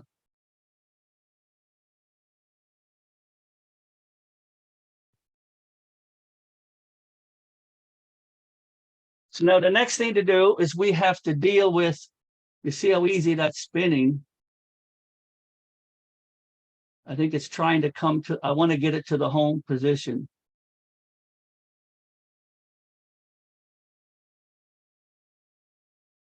So the next thing we have to do is put the regulator.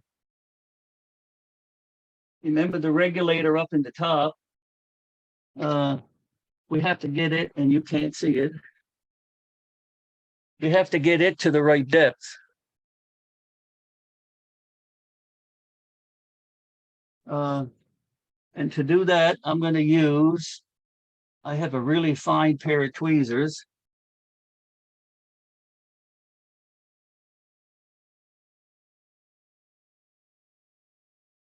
You might be able to see it. Okay, the regulator is there. Okay, the thick part of that regulator has to be a millimeter down. So I don't see any of the thick part of the regulator. So I'm going to reach in with my tweezers because we don't have it locked yet.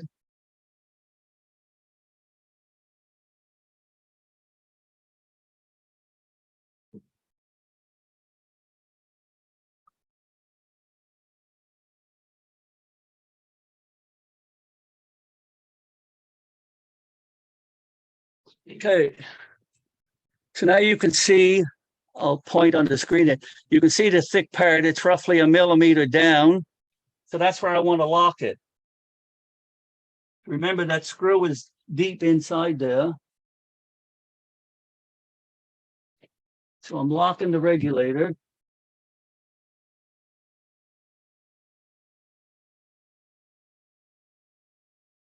So what that does is when I turn the lever on the top, the regulator goes up and down with it now. And if we don't put it in that spot, we don't have as much movement up and down as we should have. Okay.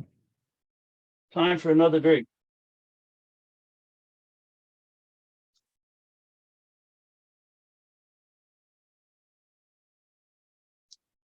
I tighten the regulator screw.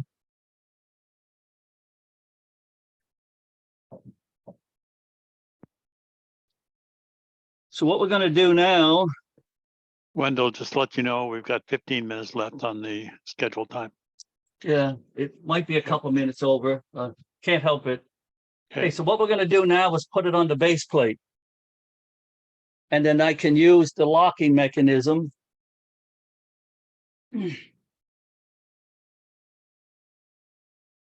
Again, I'm carefully lifting it because I know, and I know the front from the back because the adjustment lever is there and the leveling bubble. So I'll get my 4 screws and I'm going to slide it over the edge.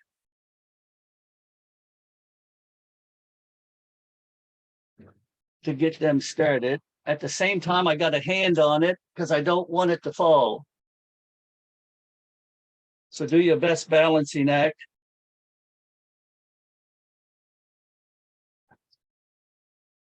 Okay, so I got 1 screw started. So it can't fall now anyway. It can't fall over sideways. Oh, I just lost my screw. It's easier if you put 1 screw in each side and then that way it lines it up.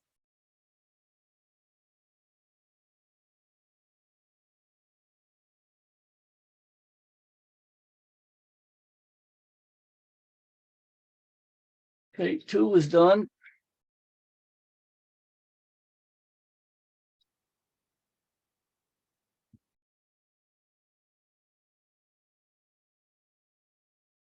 So I'm getting my screwdriver. Again, I'm using a screwdriver that fits the screws.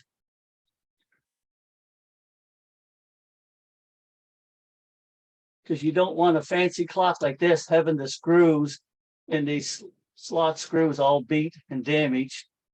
It doesn't look very professional. So I can lock it now.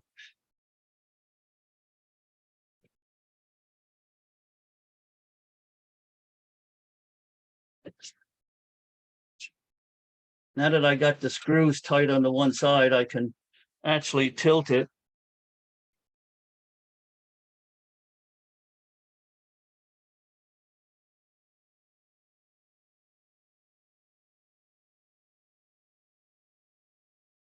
It's hard to spin a screwdriver in your palm with rubber gloves on. It doesn't want to.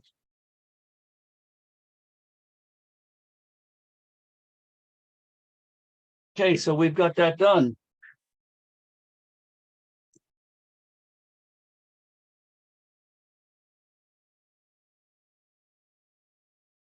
So now we need to verify that the clock is in beat.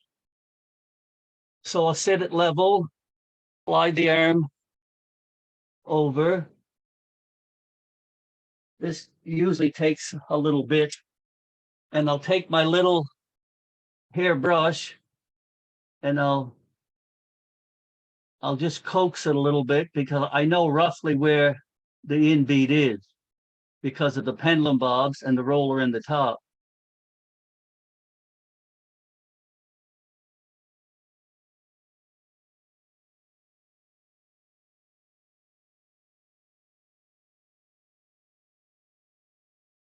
Without shaking the table. It looks like it's off just a touch.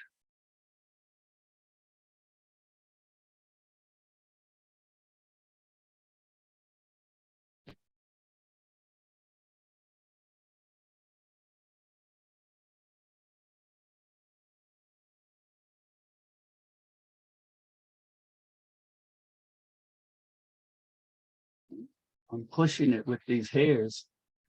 Let me try with my fingers. Because that moves so easy, just a bent hair on the end of that brush was making it move.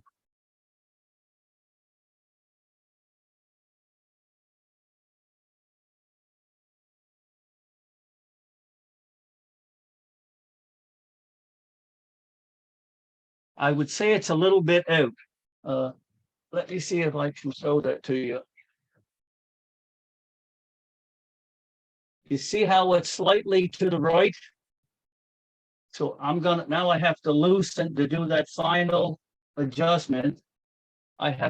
So what I do is I like to lock it where it's at. Because if you don't, so now I got to loosen that screw. And I kind of have a rough idea where I have to go with it. So I just moved it a little bit, and now I'll unlock it.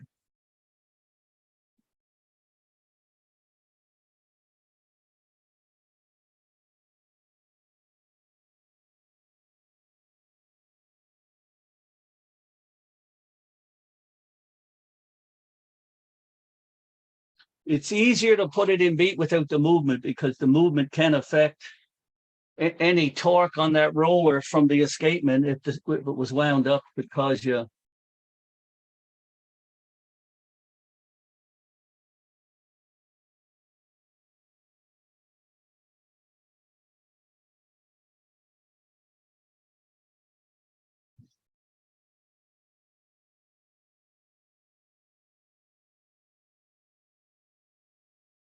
Oh, it's not something that you can do in a hurry.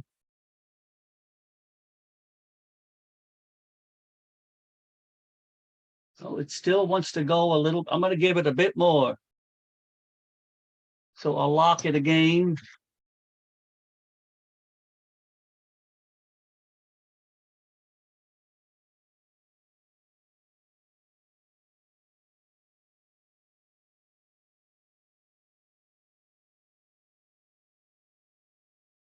Because at the same time you're adjusting that, you got to be very conscious that you don't put a lot of downward pressure on that spring when you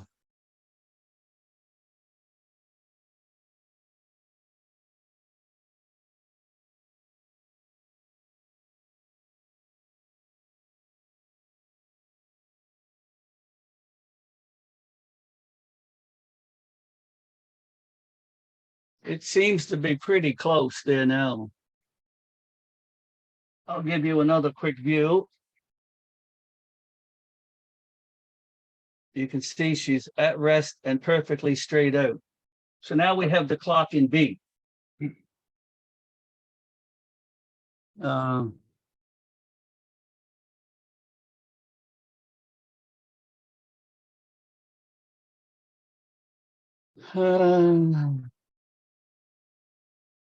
So the next thing to do is install the movement. Now,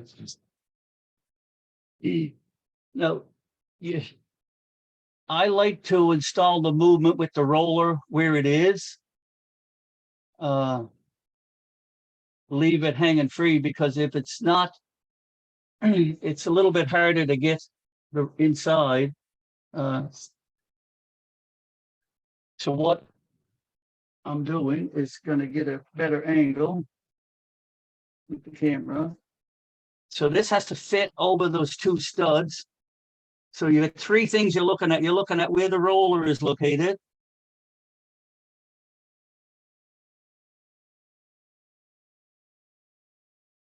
And the pinion on the bottom of that roller has to fit in.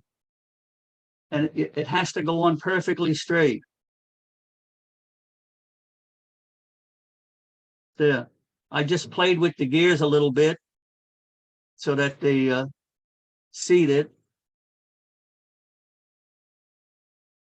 And I'm holding it with my finger and I'm rocking it and I got movement. So everything is free. So what I got to do is get one of the screws in place.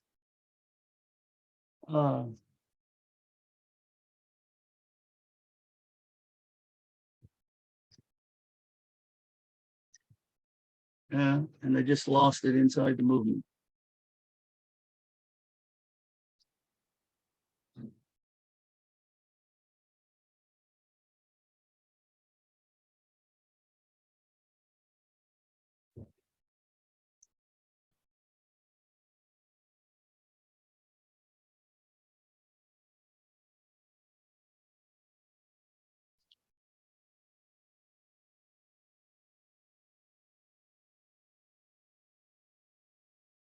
So I'm holding the screw with a pair of tweezers so that I can get it started.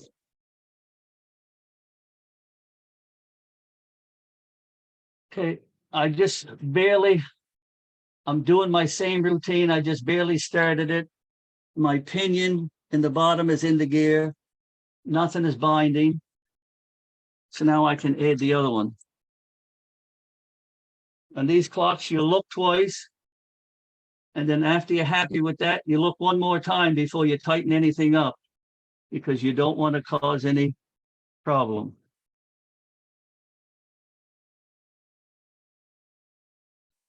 Okay, that seems to be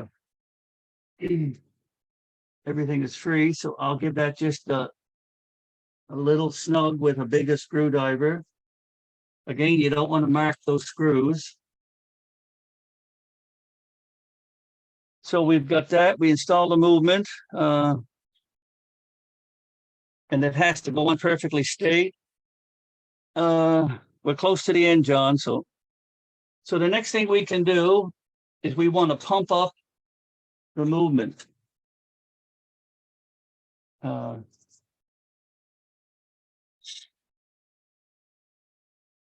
So you can see as I pump it up, I think each pump is about 3/4 of a turn in the spring.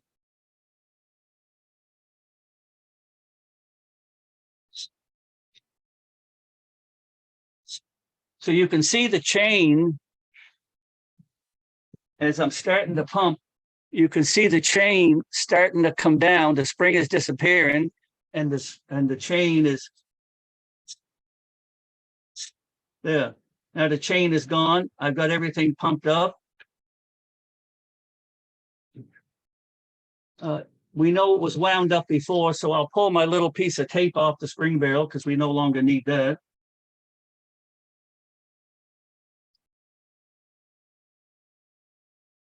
So the next thing we want to do is watch how well this clock enters the escapement. A good way to start it is to lock and unlock, because I just helped it a little bit. I turned it away. So you'll see, I guess you won't see. You'll see it, the roller coming back in, entering.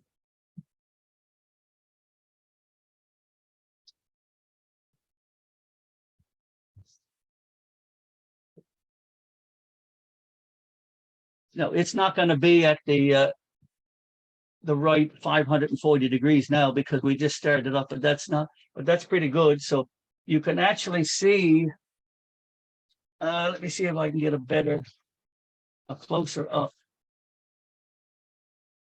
Yeah, you see, okay. So you'll see the roller snap. Now we'll watch it go around. And we're also checking to make sure that escapement's not laying, it looks like it's laying against, but it's not, that pin. So we're looking for all the different measurements. So there has to be a gap between the rollers. So now the roller is entering, and you see the snap there, that now it's pushing it out. When the roller comes in, it's actually pushing the escapement, and then halfway through, the escapement jumps off an escape tooth, so then it pushes the roller out, and that's what gives it the power. So all that has to be very free and shiny. And so now the clock is running.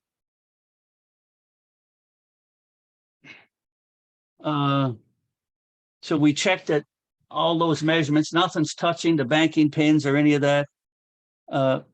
In those notes, there's all, and these notes here, like they give all the Well, it's actually one page, which I'll quickly show you.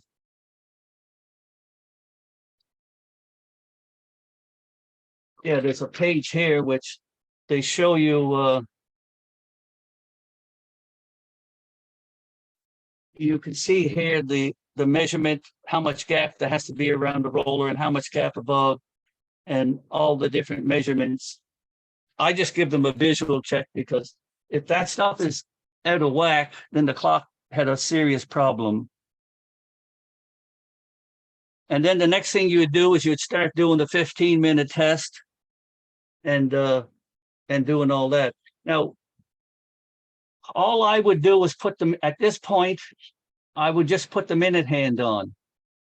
I wouldn't put anything else on, the face or nothing like that, until I figured out how much time it had to be adjusted, because you don't want to take all that stuff off. Unfortunately, you have to put the glass on it to run it overnight to do any of the tests, because a wind or any kind of movement affects these clocks. Well, you can see the pendulum is wobbling quite a bit just from the air from me talking and moving around it.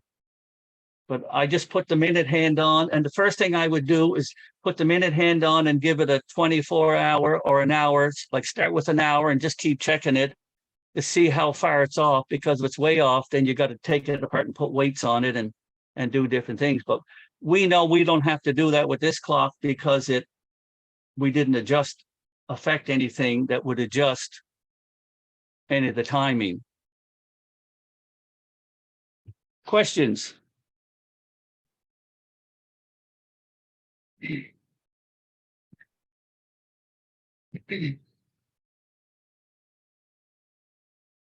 Anybody have any questions? Yes. Where did you take the measurement for the 540 degrees? I do that, but I count these. Well, let's just do it here then. So we'll wait until it stops. It just went through the escapement.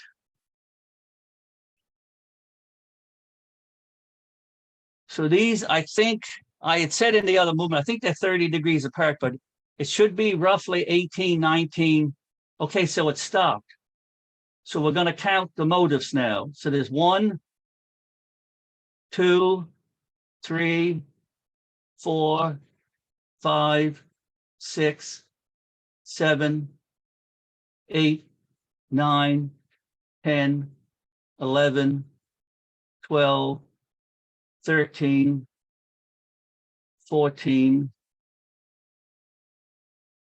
Right now it's about 14 and a half. So that's not the full 540 degrees, but I like when I start up these clocks, I like to start them low, and then I'll monitor it over the next few hours and count it again. And if it's higher than the 14 and a half, then I know that it's getting lots of power, because it takes days for these things to settle down to where they're gonna, so you know exactly how many degrees it's gonna rotate. Is that clear? Yes, thank you very much. Because in some ways, adjusting the time on these things after you adjust the suspension spring or after you change the suspension spring is a long. Some of the people's articles that actually fix Atmos clocks, they can have the clock anywhere from 6 months to a year. You know, they let it, because anytime you do any time adjustments, you have to let it sit for at least 24 hours before you do anything. Because you need to let it settle down, because that escapement doesn't have much. It's not like a regular pendulum clock where, 5-10 minutes where they picked up their speed, but these things need to settle for 24 hours between any adjustments. And then you need to check them over a period of months to see how accurate the time is. Because when you move this lever up on the top, this lever here, each one of those divisions is 10 seconds a day.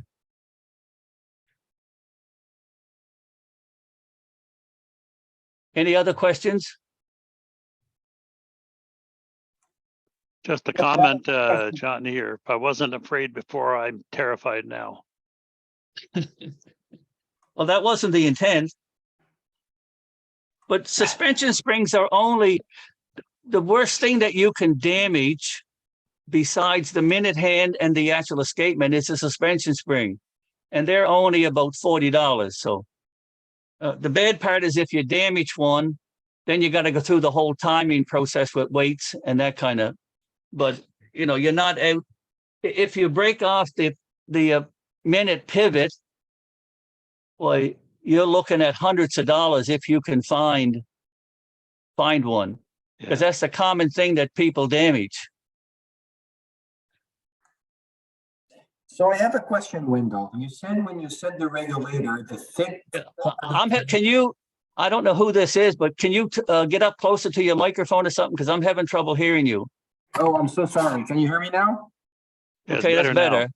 Oh, okay, so what you said when you said the regulator, the thick part is about 1 millimeter, and I can see it there. Where should you set the lever for the regulator? The one in the middle of the adjusting, like the notch, the 10-second separation lever? Does it be in the middle, or do you put it somewhere or you move it? Okay, a couple things to keep in mind.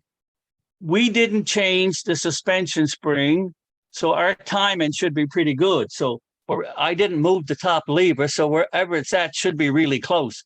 The only thing that would affect that is if I didn't put that regulator in exactly the same spot that it was before. But, you know, I might have to adjust it because they tell you what to do after you adjust the time is you hold that crown nut, and if any Atmos clock you look at that has been professionally serviced, that lever is always at 0, because that's the last thing you do is you slide it to 0. You hold the crown nut and then you just move the lever. Because it has kind of a clutch affair that allows you to do that.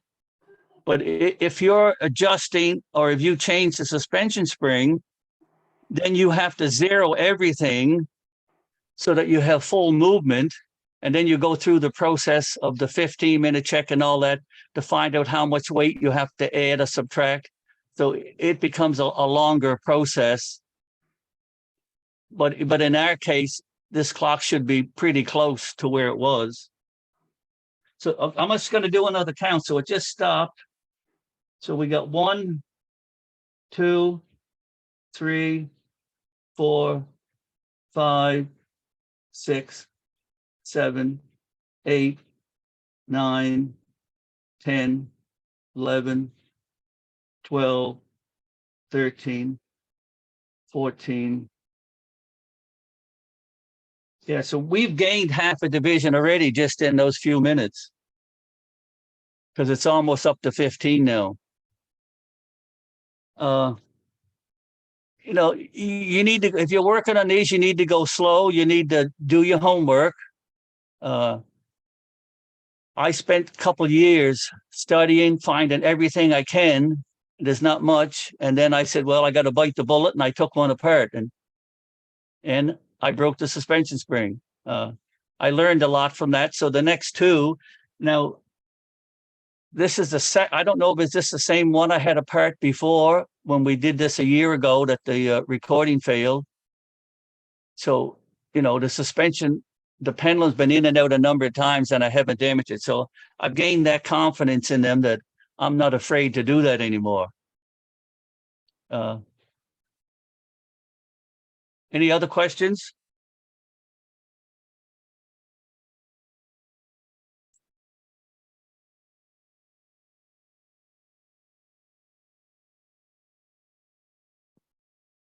I guess you can hit the kill button, John. All right.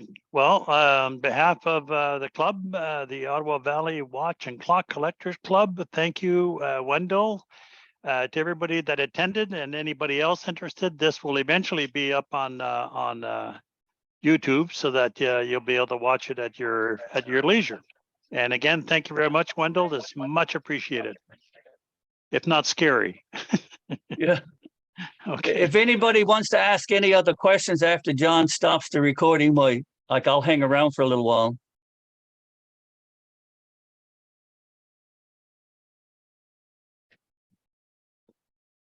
Did you stop the recording, John? I'm trying to find a button right now. I will in a second. Stop Thank you recording. very much, everybody. Thank you. Take care. Thank you.